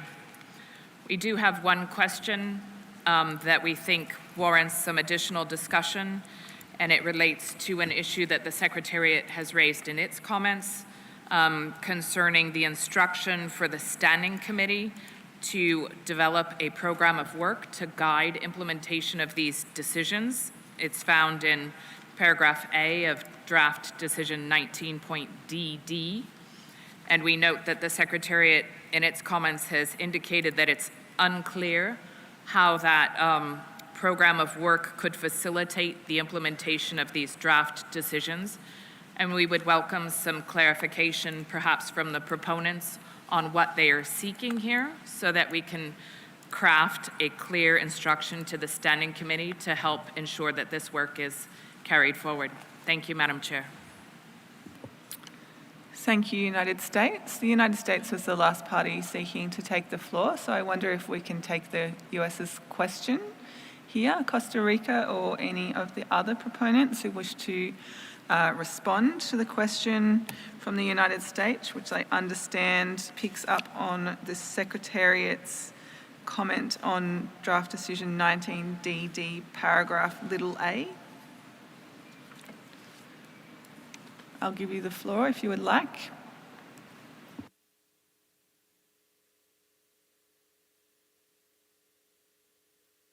Costa Rica, you have the floor. Thank you, Madam. Well, in the interests of time, we could amend this and perhaps take up the suggestion made by the United States as well as Bolivia's amendment. And we would agree these amendments, and that would allow us to save time, because it seems to me that these are fairly minor amendments and we perhaps don't need to spend time on them. So Costa Rica, just so that I'm clear and everyone is clear, you would accept the suggestion from the Secretariat to delete 19DD paragraph little a based on the question from the United States, just so we're all clear. Costa Rica. Aprobamos. Thank you, Madam. We would agree with Bolivia's suggestion, and we would like to have the opportunity to consider the Secretariat's suggestion in greater detail. Thank you. So I have picked up Bolivia's suggestion in decision 19BB paragraph B, which is reflected in the Secretariat's comments, at least in 73.1, possibly also in 73.2. Yes, also in 73.2. So I've noted support for the amendment that Bolivia has proposed. Costa Rica, I note that you would lack a moment with the suggestion, with the question from the United States based on the suggestion of the Secretary in their comments. So while you do that, well, Costa Rica, you're welcome to take the floor again. Sí, lo voy a revisar. Thank you. We will consider it. Thank you. Thank you, Costa Rica, and hopefully a brief period of time to do that is sufficient, because I will open the floor to observers to comment while Costa Rica is considering that question from the United States. So I have CMS followed by Pantera. CMS. Thank you, Chair. Jaguar is one of the species included in the CMS CITES Joint Work Program, and therefore the CMS Secretariat is happy to report on its activities related to this species. Following the listing of jaguar on CMS Appendices 1 and 2 by CMS CoP19 in 2020, the Secretariat supported Argentina, Bolivia, Costa Rica, Paraguay, Peru, and Uruguay upon the request of the government of Costa Rica in understanding their obligations related to the listings. As a consequence of the Appendix 2 listing under CMS, CMS range state parties of jaguar are obliged to engage in international cooperation to conserve the species, and were presented with all the options currently available for international cooperation under CMS. They concluded that, based on the example of the joint CITES-CMS African Carnivores Initiative, they would like to see very close cooperation between CMS and CITES in agreeing on further conservation measures. At the same time, the CMS Secretariat became a member of the UNDP-led Jaguar 2030 Roadmap Coordination Committee. Given the multiple threats faced by the jaguar, ranging from habitat loss and fragmentation to human-wildlife conflict and illegal trade, we believe that a joint approach in conserving the species is most appropriate. The complementary work of CMS and CITES at the policy level and the implementation work undertaken by members of the Coordination Committee have the potential to make a difference to the conservation status of jaguar. The CMS Secretariat thus welcomes the decisions proposed in the document before us, calling for the alignment of conservation actions and the organization of a meeting by the CITES Secretariat in close cooperation with the CMS Secretariat and the 2030 Roadmap Committee. The Secretariat also welcomes the establishment of a working group under the Standing Committee of CITES, as proposed by Costa Rica, El Salvador, Mexico, and Peru, to explore the merits of a dedicated resolution on jaguar under CITES and support in the preparation of the proposed meeting. Thank you. Thank you, CMS. Pantera, you have the floor.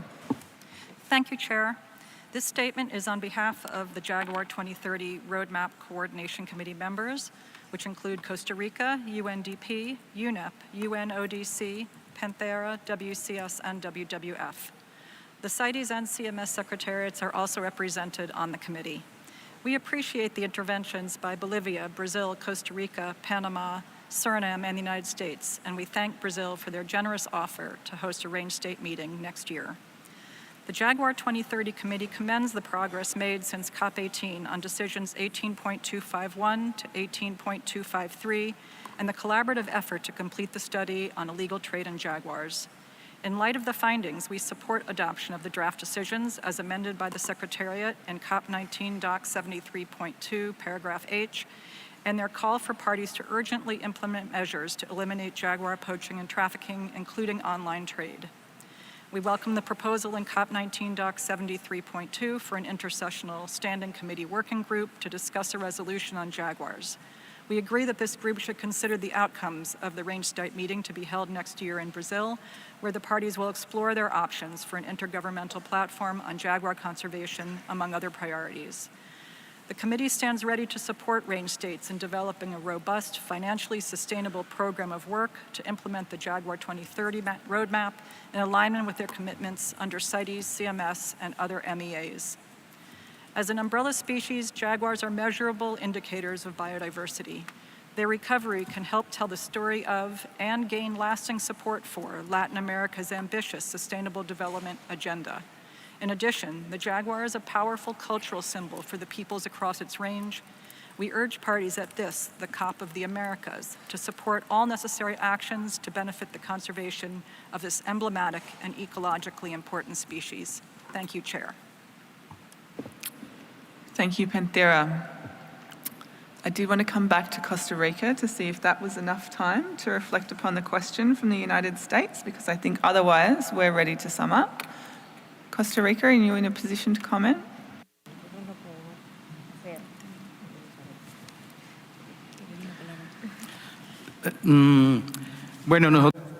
Thank you, Madam. We could take up the Secretariat's recommendation with respect to the work program. We do agree with the Secretariat's recommendation. Thank you. Thank you, Costa Rica.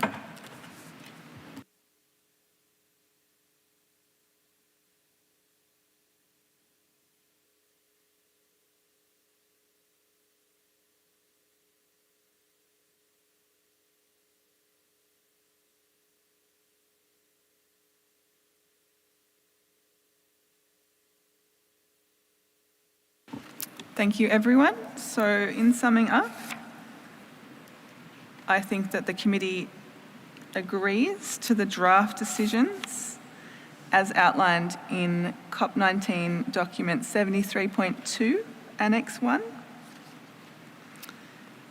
with the amendments proposed by Bolivia and supported by the United States and accepted by Costa Rica, which is to 19AA, paragraph H, we'll add due to its ecological significance at the end of that paragraph. Bolivia has also suggested, with the support of the US and the agreement by Costa Rica, to the amendment proposed by the Secretariat to 19BB, paragraph b, which goes to the including engagement of. Bolivia also proposed that we include engagement of Indigenous people and local communities, so that is an addition to the Secretariat's amendment. So the end of decision 19BB, paragraph b, would include the engagement of Indigenous peoples and local communities in the monitoring and gender-based approaches as appropriate. We have heard from Costa Rica that they are prepared to accept the suggestion of the Secretariat in regard to draft decision 19DD to delete paragraph a, the one that refers to the work program. Thank you, Costa Rica. So that's my conclusion based on our discussions, and then I will also note that the chair of the standing committee has reminded us that we can also delete decisions 18.251 to 18.253.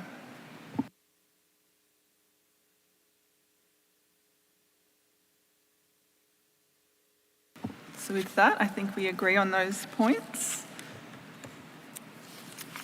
Thank you, everyone.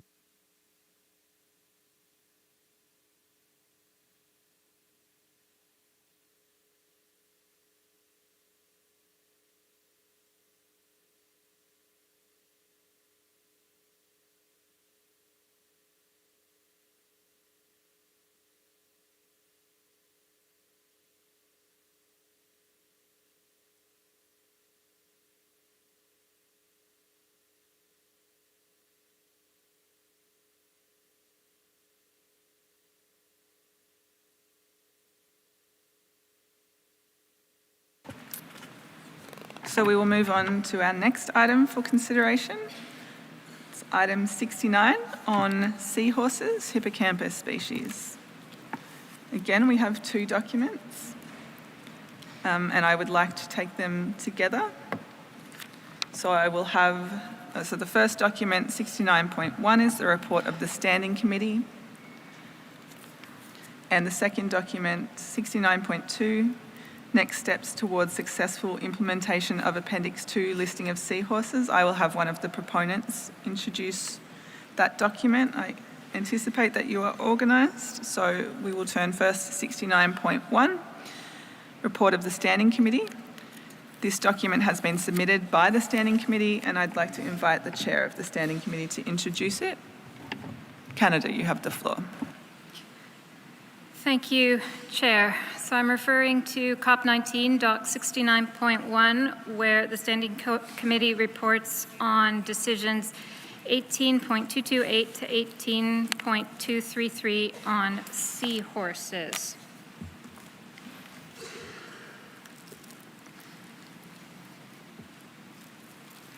So in the report, it is noted that the Secretariat published the notification requested, collated the responses, and they are available on the CITES website NDF database. I would also draw attention to paragraphs 7 and 8 of the report, which speak to funding support on studies and summaries of seahorse trade. However, there are activities under the COP18 decisions that were not completed or that are ongoing. As such, the Animals Committee, in their discussions, agreed to submit to the Standing Committee draft decisions for its consideration. The Standing Committee also noted that work was unfinished and thus agreed to submit to CoP19 draft decisions contained in Annex 1 to this document, which will allow the completion of the mandate previously given at COP18. So the Standing Committee invites the Conference of Parties to adopt the draft decisions contained in Annex 1 of this document. And I will note this was intended to replace the existing decisions 18.228 to 18.233. Thank you, Chair. Thank you, Chair of the Standing Committee. So I will turn to the proponents for CoP19 document 69.2 and invite one of the proponents to introduce the document, United States. Thank you, Chair. The United States, along with Monaco, the Maldives, Nigeria, Peru, Senegal, Sri Lanka, Togo, and the United Kingdom, is pleased to present COP19 Doc 69.2, which is aimed at addressing the challenges that have hindered effective implementation of international trade in seahorses and promoting further conservation of these exceptional and magnificent species. The proposal to include seahorses in Appendix 1 was put forward by the United States at the 12th meeting of the Conference of Parties in Santiago, Chile in 2002, and for over a decade, the United States has worked diligently within CITES to ensure the international trade is legal and their use sustainable. The United States strongly supported decisions 18.228 to 18.233 on seahorses adopted at the 18th meeting of the Conference of the Parties, which was aimed at promoting conservation and improved implementation for these species. Since the listing of these species in CITES, great progress has been made to improve the monitoring of the international trade of seahorses with the cooperation of CITES parties to ensure the species conservation.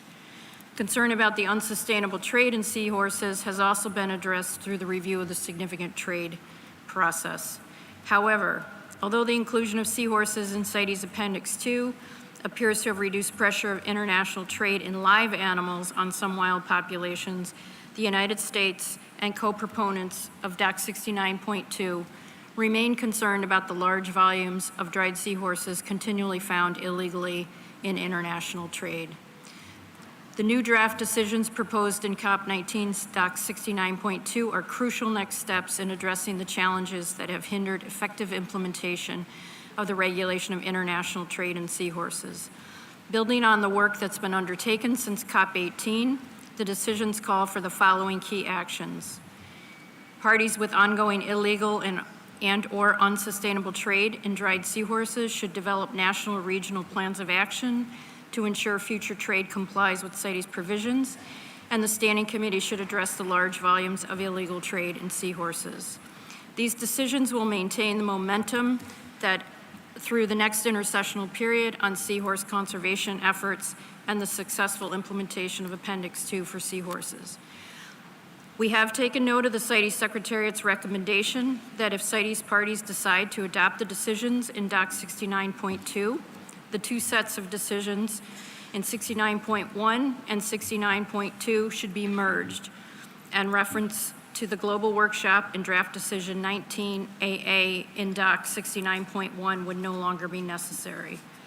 The United States supports the Secretariat's suggestions and has created an INF Document 52, which provides an explanation for Doc 69.2, merges the draft decisions in 69.1 and 69.2, and removes reference to the Global Workshop called for in Decision 19.AA of 69.1, as was suggested by the Secretariat.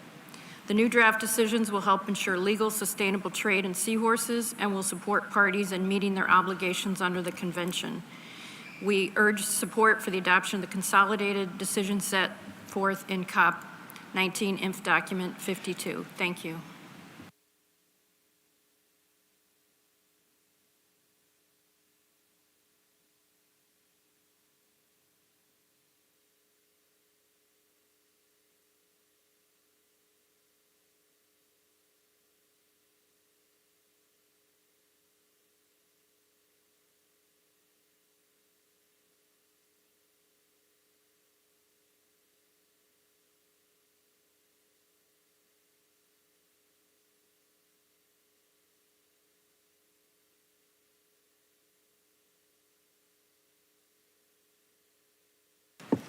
So I will open the floor to parties to comment on these two documents, noting the introductions by the Chair of the Standing Committee and the United States. So I see Sri Lanka followed by Panama. Sri Lanka. Thank you, Madam Chair. Sri Lanka supports document 69.2 as a co-proponent of the document. Madam Chair, it is indeed heartwarming to see the progress parties have been making in protecting seahorses, their habitats, and the livelihoods of fishers. Since CoP19 in Geneva, the research, investigations, and the stakeholder engagements have highlighted the scarcity of data, especially because they are mostly traded in dried forms, where identification is still very challenging. Hence, getting together to ensure the right information is in place is absolutely important for the management of seahorses. Therefore, we urge the parties to adopt the document. Thank you, Madam Chair. Thank you, Sri Lanka. Panama. Gracias, señor. Thank you, Madam Chair. Panama is aware that the Appendix 2 of CITES is a fundamental tool to advance conservation of marine biodiversity. Seahorses are an important case study to understand the implementation of CITES for marine fish. They were among the first marine fish to be added to Appendix 2, and they're the first fully marine fish species to be taken through the Review of Significant Trade. Therefore, Madam Chair, Panama welcomes and supports the decisions put forward in Document 69.2 as they aim to ensure that trade in seahorses is sustainable, legal, and traceable in the spirit of Appendix 2. Thank you. Thank you, Panama. I have Canada followed by Togo. Canada, you have the floor. Thank you, Chair. Canada appreciates the draft set of decisions presented by the United States that attempts to merge the two set of draft decisions presented in Documents 69.1 and 69.2. Canada supports in principle the proposed draft decisions as merged by the United States. However, would like to suggest a minor amendment to 19 DD little b directed to the Animals Committee. Our suggestion would be to remove the first 5 words of 19 DD little b in consultation with species experts. We would like to suggest a similar change to 19 EE little a and little b directed to the Standing Committee. Our suggestion would be to remove the first 5 words of 19 EE little a and little b that reads in consultation with species experts. We would thus only retain this language in draft decision 19 DD little a. It is Canada's opinion that it's the role of the Animals Committee to make recommendations to the parties. Similarly, it's the role of the Standing Committee to make recommendations to the Conference of Parties based on the report it receives from the Animals Committee. Canada does support 19 DD little a that includes, quote, in consultation with species experts, as this decision asks for the review of the analysis and results of activities and reports which rightly benefit from the input of species experts. Thank you, Chair. Thank you, Canada. Togo, followed by the Maldives. Togo. Merci. Thank you very much, Madam Chair.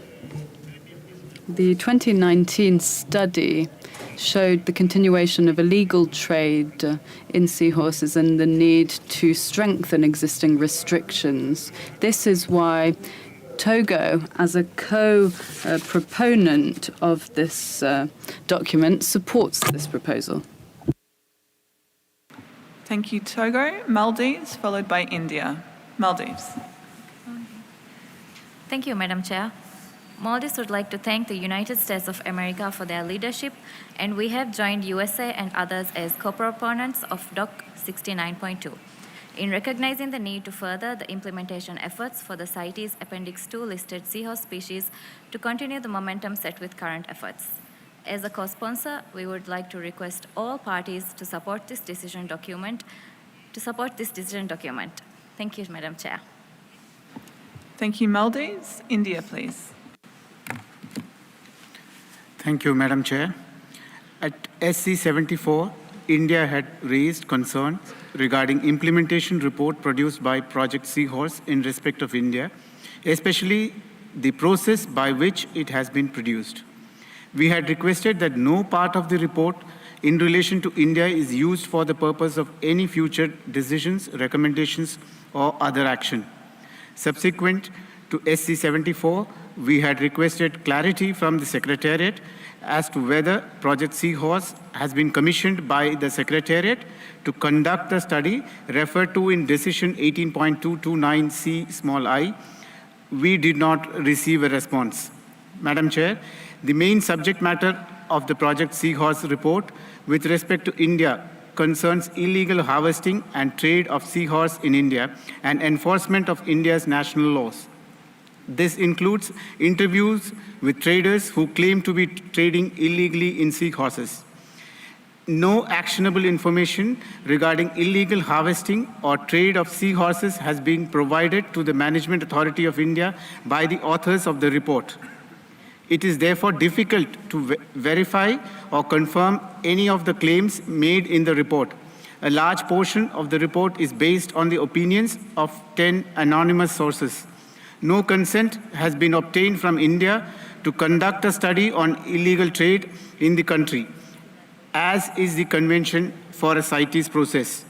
The report contains a recommendation that India remove its stricter domestic measures for seahorses. It is important to underscore here that seahorses, cygnathrids, are listed in Schedule 1 of the Wildlife Protection Act 1972, thereby according them the highest degree of protection in the country. The hunting, trade, national and international, of seahorses is completely prohibited. Also, the adoption and retention of such a measure is a sovereign right accorded to parties by paragraph 1 of Article 14 of the Convention.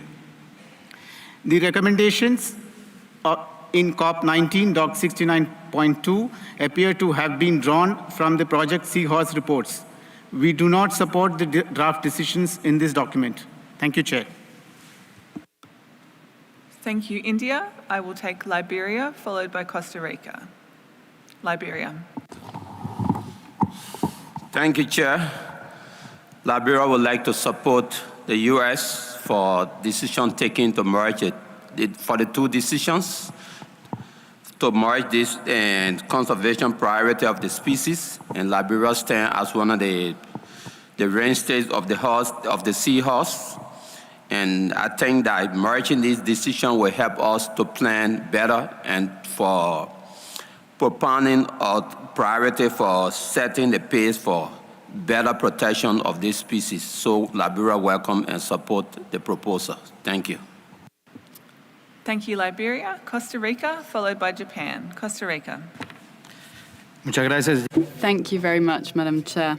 Costa Rica congratulates the proponents of this document. It's necessary and urgent to take these next steps for the implementation of Appendix 2 regarding seahorses. Therefore, we support this proposal and we urge other parties to do the same. Thank you, Costa Rica. Japan.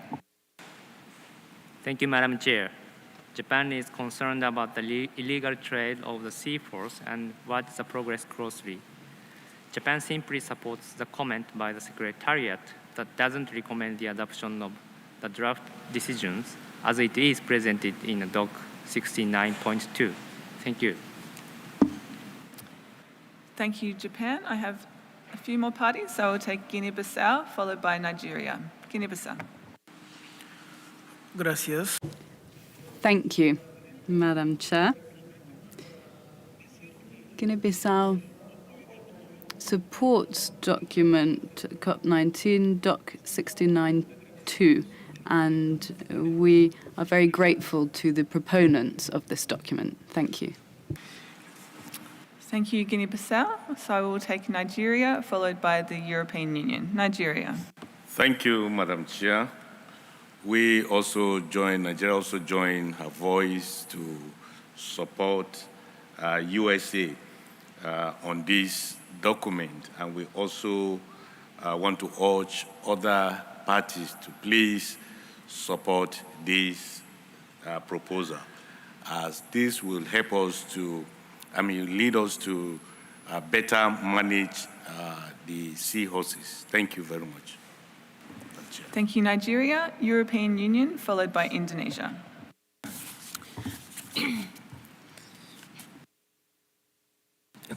Sorry. Thank you very much, Madam Chair.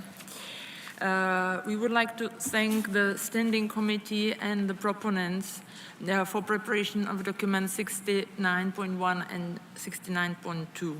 These documents are complementary, and we agree they should be merged into one set of draft decisions. With the view to more effectively implement the inclusion of seahorses in Appendix 2. In this case, it is important to retain the decision that seahorses are included in the proposed NDF workshop, as suggested in document 69.2.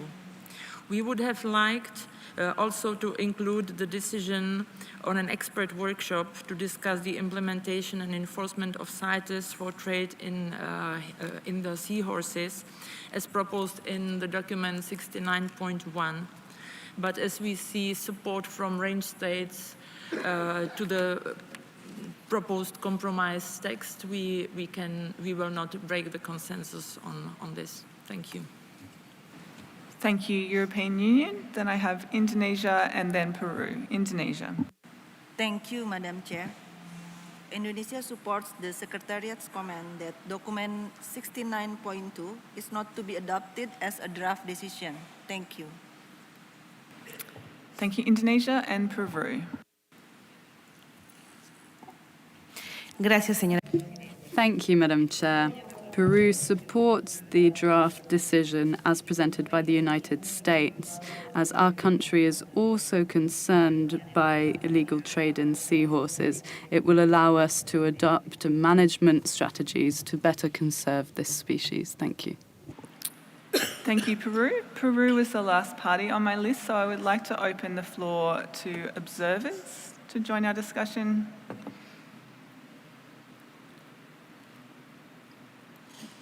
So I will take IUCN, followed by ZSL, followed by Pet Advocacy Network. IUCN, you have the floor. Keep talking. Thank you, Chair.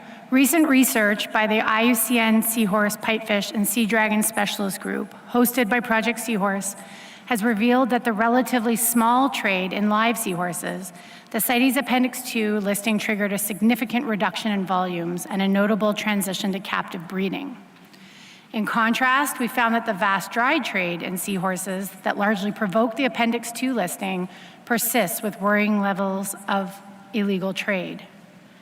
Fishers in key source countries for the dried trade have reported continued declines of seahorse numbers despite increases in fishing effort, suggesting that current levels of dried exports are detrimental to wild populations. While our research identified challenges, consultations with CITES authorities and experts have revealed key opportunities for moving the dried trade towards sustainability and legality. Such research and consultations underpin the draft decisions in CoP19, Doc 69.2, which are complementary to those presented in CoP19, Doc 69.1. Taken together, these decisions will ensure CITES keeps moving toward full implementation of the convention with sustainable and legal seahorse trade. As ever, we stand ready with our technical expertise to support parties in addressing implementation challenges. Thank you. Thank you, IUCN. ZSL. Thank you, Chair. As a partner in Project Seahorse, ZSL welcomes the approach proposed by the US. Thanks largely to the work of our partners at UBC and the IUCN Specialist Group, seahorses are arguably the best researched marine taxa in the context of CITES and an excellent case study for many aspects of the Convention. While CITES Appendix 2 provisions are largely being met for live seahorses, action is clearly needed to ensure the large volume of ongoing dried seahorse trade is both legal and sustainable. Finally, similar to many other aquatic species in trade, there is a need for improved national and regional coordination of export, transit and import nations of seahorses. Thank you, Chair. Thank you, ZSL. And the final observer requesting the floor is the Pet Advocacy Network. You have the floor. Thank you, Madam Chair. We are concerned that CITES is missing an opportunity to have an impact on the seahorse populations, as the total trade in seahorses is merely rounding error when compared with the number of specimens lost as bycatch. Wild seahorse populations are under pressure, and their decline does need to be addressed. We are concerned, however, that there is a tendency to see CITES as a standalone tool to reverse population declines in the species being considered for listing or uplisting. The truth is, CITES is one tool, but not always the best tool, and can actually be counterproductive. Indications are that the dried specimens in the trade are seldom actively targeted, but usually food fishers opportunistically exploiting specimens that are collected as bycatch. Specimens in the aquarium trade and the aquarium hobby now come almost exclusively from aquaculturing. This aquaculturing is, in fact, the best hope for reversing the declines of these species in the wild. Until CITES can offer food fishers a fishing method that reduces bycatch or promotes the reintroduction of specimens from aquaculture back into their native range, nothing will change with the decline of this species. We encourage parties to continue to work with observers and other organizations with an expertise to pursue programs that can have a concrete impact on the decline of these species and not view CITES as the silver bullet. Thank you, Chair. Thank you, Pet Advocacy Network.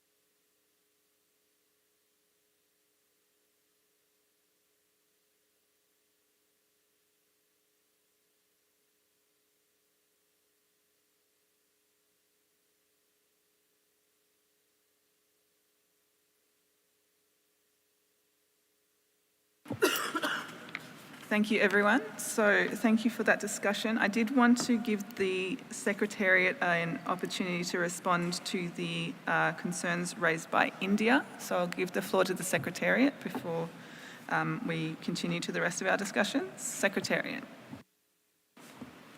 Thank you, Madam Chair, and thank you for the opportunity to respond to India's question. And firstly, I would like to apologise on behalf of the Secretariat if India had sent in an official question relating to this and did not receive an official response. So the first thing I want to do is apologise for that.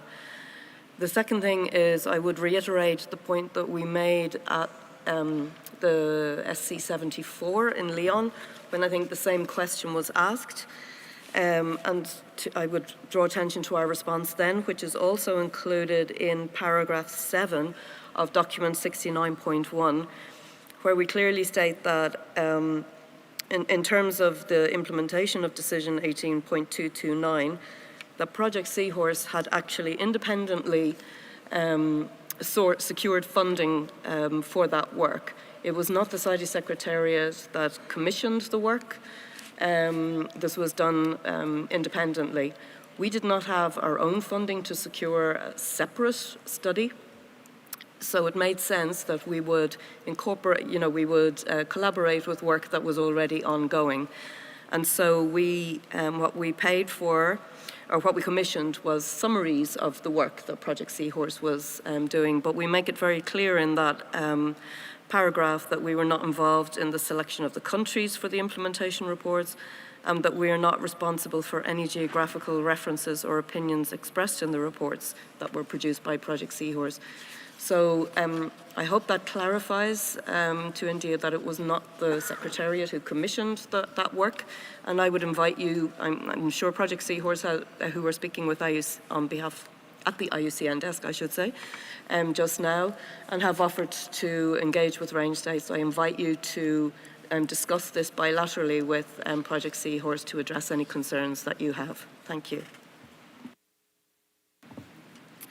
Thank you, Secretariat. India, I hope that was informative. So I do have some points of clarification to make about the discussion. So we had the US introduce CoP19 69.2, and in their introductory remarks, they noted their revised consolidated decisions. And so I understood that several parties spoke in support of those consolidated decisions explicitly. What I would like to do is ensure that I haven't missed any implicit intention to support something else. So on the parties that spoke in support of the US, if you do not speak in support of the US's consolidated amended decisions, I'd like to hear from you so that I have some clarity. But my default will be to that when you're agreeing with the US, you're agreeing with their intervention in introducing the document. Just parties who spoke, who I might have misinterpreted your intention.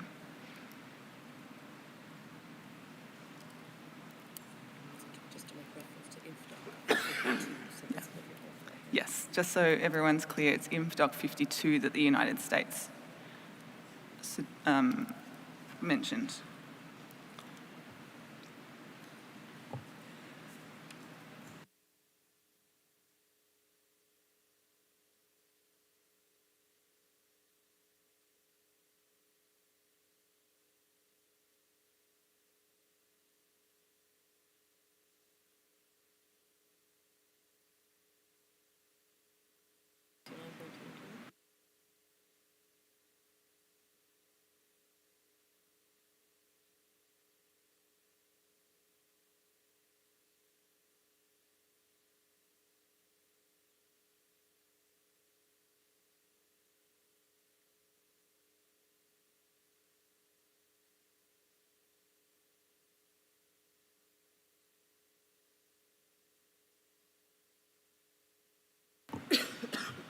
So I don't have any parties clarifying my understanding of their positions.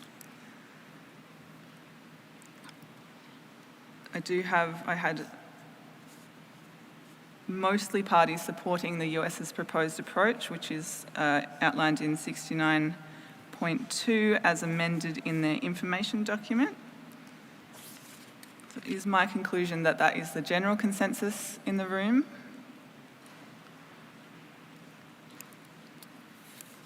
I did hear from Canada in a document I've put somewhere here. And I didn't hear opposition to Canada's amendments that they would strike in the US's consolidated documents, decisions. 19DD, paragraph B, they would strike in consultation with species experts from the start of the paragraph. In decision 19EE, they would strike in consultation with species experts from the start of paragraph A and from paragraph B.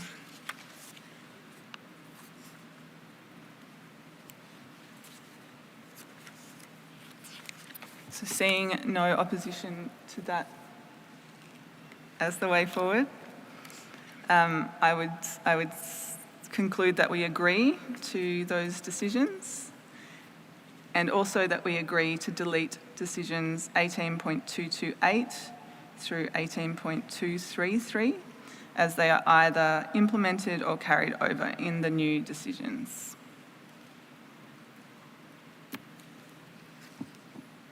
Thank you.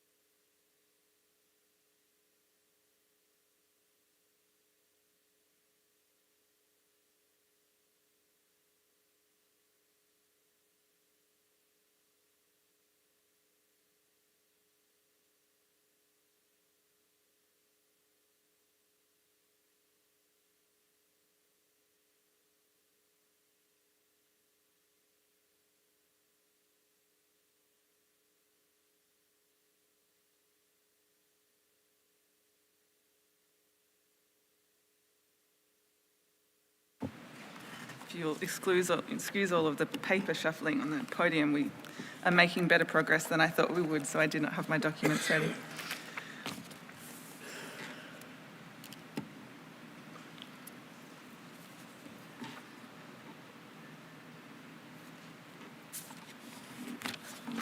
So our next document is document 67, CITES Big Cats Task Force, Felidae species.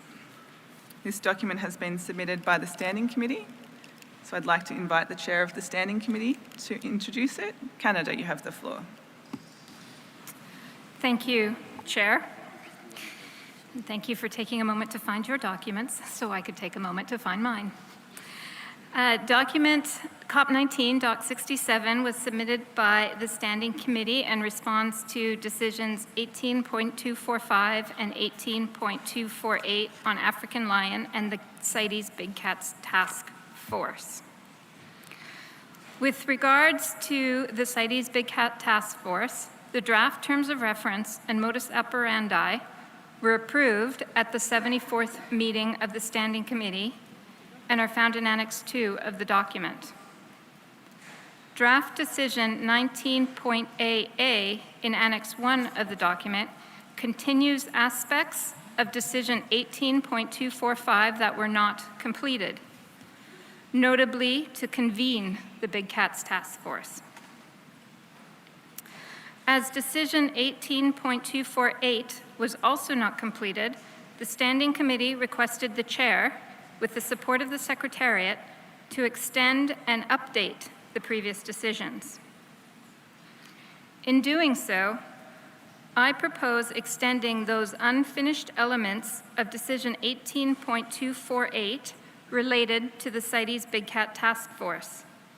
This is found in Draft Decision 19.BB in Annex 1 to the present document.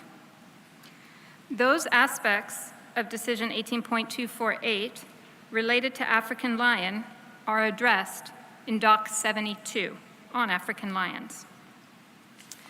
So, Chair, the Standing Committee invites the Conference of the Parties to adopt draft decisions 19.AA and 19.BB concerning the CITES Big Cat Task Force contained in Annex 1 to the document, and to delete decisions 18.245 and 18.248.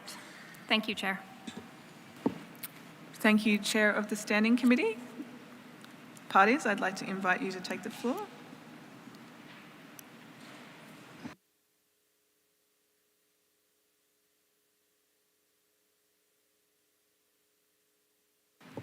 I see India, followed by the European Union. India. Thank you, Madam Chair. As the only ranger state for all Asian big cat species, India is committed to maintaining viable populations of these charismatic creatures for future generations. The Government of India has invested significantly in Asian big cat conservation through focus programs such as Project Tiger, Project Snow Leopard, and Project Lion. We'd like to reiterate that India is home to 70% of the world's wild tiger population, and the coverage of Project Tiger has increased to approximately 75,000 square kilometers, encompassing 53 tiger reserves since 1973. It is important to mention that, as per the species of concern mentioned in the document, India is home to tigers, leopards, snow leopard, and clouded leopard. I am pleased to inform that the country has also introduced cheetah in the recent past, and we had declared cheetah extinct from India in 1952. Despite our best efforts and success in conserving these iconic species, poaching and illegal trade of big cats and their body parts are the biggest threat. India supports the proposal of the Secretariat presented by the Chair of the Standing Committee and would like to actively participate in the CITES Big Cat Task Force. Thank you, Madam Chair. Thank you, India. European Union. Thank you, Chair.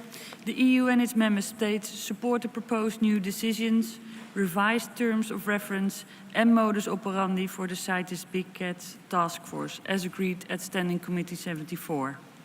With respect to prioritizing key countries to be part of the task force, we would like to urge those parties who have not yet done so to report illegal trade in big cat specimen. As such, we remain open for possible extension of the list of priority countries. Thank you. Thank you, European Union. I see Thailand, followed by the United Kingdom. Thailand. Thank you, Madam Chair.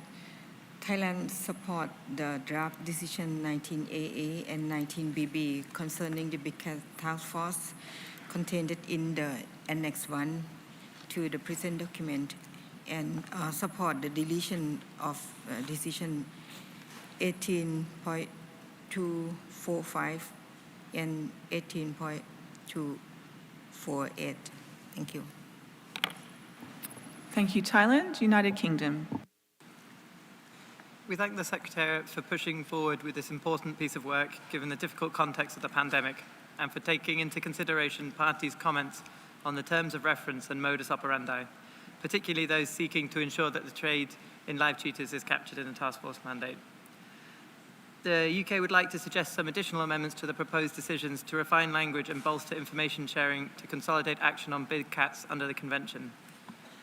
Regarding Decision 19AA, we propose to amend paragraph B to ensure that all activities contained in the terms of reference are captured in the decision, which, as written, is not entirely a comprehensive list of activities. So we would strike inter alia and add effectively carry out its mandate as stated in the terms of reference, comma, including after 2, so that it reads, provide support to the task force, allowing it to effectively carry out its mandate as stated in the terms of reference, comma, including. We would also propose more regular engagement between the task force and Standing Committee during the intersessional period to support its progress, and so we would propose adding and 78th to decision 19AA paragraph C after 77th, so that it now reads, report the findings and recommendations of the task force to the 77th and 78th meeting of the Standing Committee. We would suggest also the inclusion of an additional paragraph in 19BB that supports information sharing about the Big Cats Task Force, which would read, publish information generated by the Big Cats Task Force on the CITES website to keep relevant stakeholders informed and support the development of appropriate measures by source, transit, and destination states. Lastly, we would suggest to refine the language in Decision 19BB, paragraph A, by replacing range states with source, transit, and destination countries. Thank you.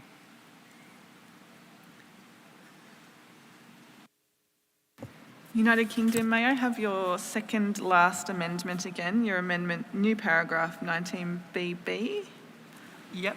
So that would be publish information generated by the Big Cats Task Force on the CITES website to keep relevant stakeholders informed and support the development of appropriate measures by source, transit, and destination countries.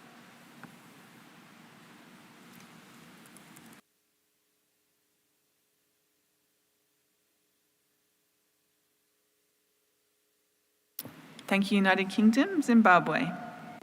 Okay. Thank you, Madam Chair. As Zimbabwe, we support the adoption of draft decisions 19AA and 19BB as provided for in Annexure 1 of document 67. In addition to that, we also strongly urge the Secretariat to continue working closely with African Lion Range states when carrying out studies and in capacity building issues, so as to correctly identify and close existing capacity or information gaps. And for this to happen, there's need for availing of funds. Thank you, Madam Chair. Thank you, Zimbabwe. So seeing no more party requests for the floor, I'd like to open the floor to observers.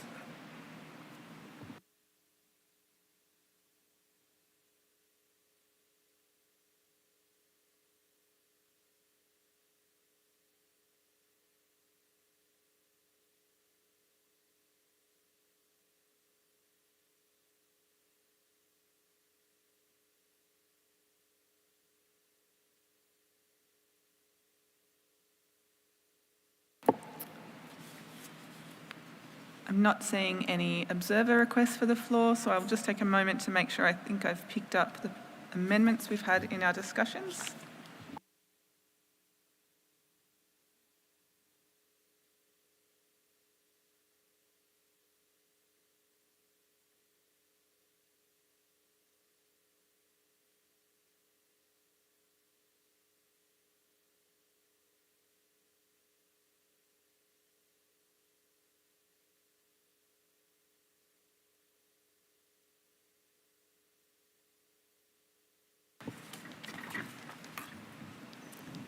Thank you. So it is my conclusion that the committee agrees to adopt the draft decisions 19AA and 19BB concerning the CITES Big Cats Task Force with the amendments proposed by the United Kingdom to 19AA paragraph B, which would replace inter alia with effectively carry out its mandate as stated in the terms of reference, comma, including.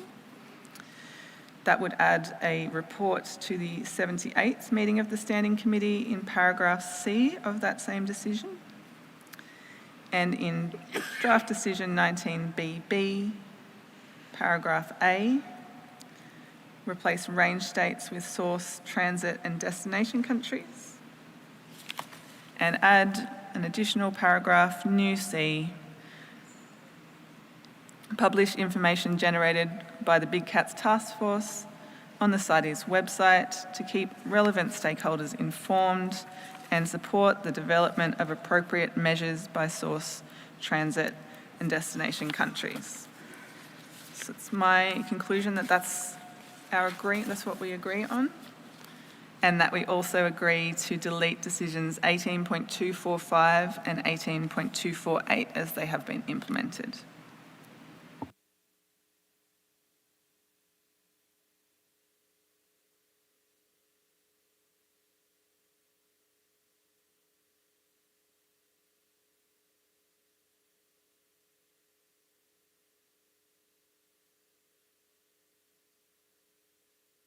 So we have about 12 minutes left of our afternoon session, and given that we are meeting again this evening at 7, I would like to move to CoP19 Doc 59 and have that at least introduced, if not discussed. So I would like to invite Ethiopia to introduce CoP19 Document 59 on illegal trade in CITES, Asinonyx Jabatis. Ethiopia, you have the floor.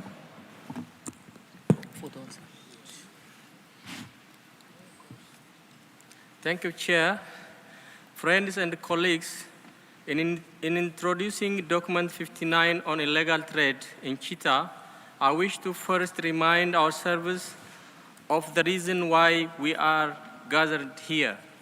The preamble to the article of the Convention states that international cooperation is essential for the protection of certain species of wild fauna and flora against overexploitation through international trade.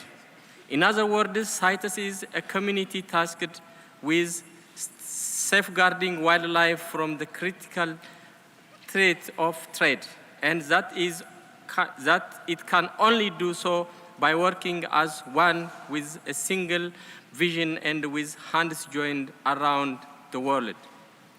Today, cheetah population is declining to the extent that local extinctions become a common phenomenon, mainly due to illegal trade. Despite our increased law enforcement efforts to control illegal trade, cheetah cubs trafficking is significantly increasing. Incidents involving the illegal capture and trade in cheetah cubs are continuing and indeed are happening now as we speak. This document proposes decisions which will assist CITES to take concrete steps in protecting cheetahs from further illegal trade.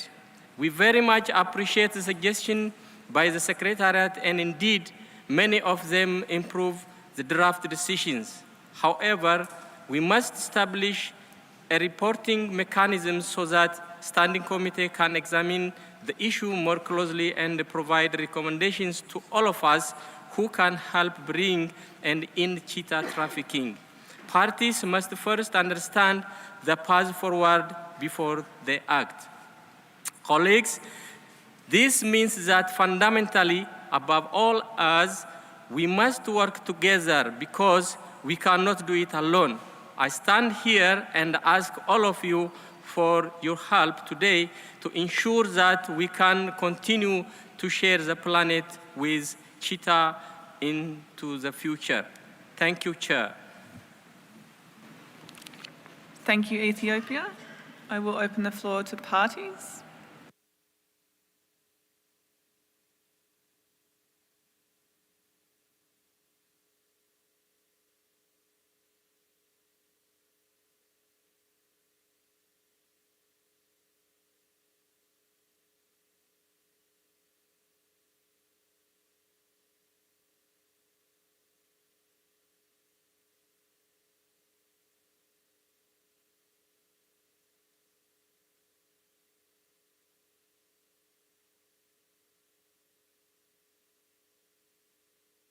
So I will take the United Arab Emirates.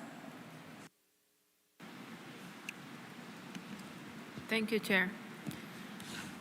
The UAE would like to thank Ethiopia for preparing this document. The UAE has issued several legislations that contribute to the conservation, to conserve biodiversity and combat illegal trade in wildlife, such as Federal Law Number 11. We have also issued Federal Law Number 22 of 2016 and its amendments, which organize the position of dangerous animals, and that includes all big cats. Fines for failing to comply with that law would be more than $200,000 and may be accompanied by jail time up to 6 months and confiscation of the animal. Cybercrime is also a crime punishable by UAE national laws and legislation, as it is prohibited to publish any advertisement for any product that is in violation of the legislation, such as advertising the sale of dangerous animals. There are always a coordination between the Electronic and Security Authority in the country to arrest violating advertisers and refer them to judicial authorities. After tracking advertisements for sale of endangered animals online, most of these ads were posted by fake communication channels outside the country. And as a result, 60% of such sites were banned in the UAE. With the experience of the UAE, these websites are unreliable sources of information which might carry many excursions. Therefore, we cannot support the data presented in this document as it has used mass media and unreliable sources of information such as advertisements and Instagram posts which does not reflect reality. According to the UAE's statistics, the issue of cheetahs trafficking no longer exists within the UAE, as the strict legislations are in place to prevent the position of these species. This issue have also been discussed in CoP18, and we agreed on the inclusion of this matter in CITES Big Cats Task Force. No new reports have occurred since then, and therefore we do not see any reason to reverse what we agreed on. And we believe that this matters related to illegal trade of cheetah should be addressed as part of the CITES Big Cats Task Force. Thank you, Chair. Thank you, UAE. I have time for one more intervention before we close. We'll go and have some dinner. So I will take the next party on my list. I have noted down all of the parties that have requested the floor in this list, so I will come back to you when we reconvene at 7. The next party on my list is the United States, so I'll give you the floor before our break. United States. Thank you, Madam Chair. The United States shares Ethiopia's concerns about the impact of trafficking of on cheetah populations in the Horn of Africa. Through a new initiative, the United States is supporting a number of projects to address cheetah trafficking, with an emphasis on understanding the complex drivers propelling this trade, and with the aim to build collaboration and information sharing between source and destination countries. The United States supports the recommendations included in Doc CoP19, Doc 59, with the amendments outlined as follows. We support the Secretariat's suggested amendments to the 3 paragraphs in Draft Decision 19.AA as presented in its comments. With regard to Draft Decision 19.AA, we recommend adoption of a new paragraph that would direct the parties affected by illegal trade in cheetahs, that would encourage them to report to the Secretariat in advance of the 78th meeting of the Standing Committee on implementation of this decision. Taking a stepwise approach, we believe Draft Decision 19.BB should be directed to the Secretariat, and we support the Secretariat's suggested amendments to the first paragraph and suggest an additional paragraph as follows. 19.BB, subparagraph B, report to the Standing Committee at its 78th meeting on implementation of decisions 19.AA and 19.BB, paragraph A. Finally, we believe that the draft decision directed to the Standing Committee should be retained, contrary to the Secretariat's suggestion, and revised as draft decision 19.CC as follows. Directed to the Standing Committee. 19.CC. The Standing Committee shall consider the report of the Secretariat on implementation of decisions 19.AA and 19.BB and any relevant outcomes from the CITES Big Cat Task Force specific to the conservation of and illegal trade in cheetahs, and develop recommendations for consideration of the Conference of the Parties at its 20th meeting. Thank you, Madam Chair.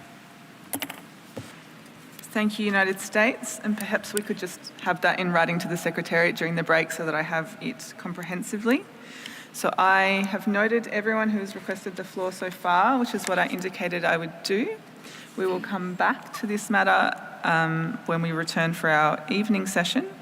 So a couple of closing pieces of housekeeping.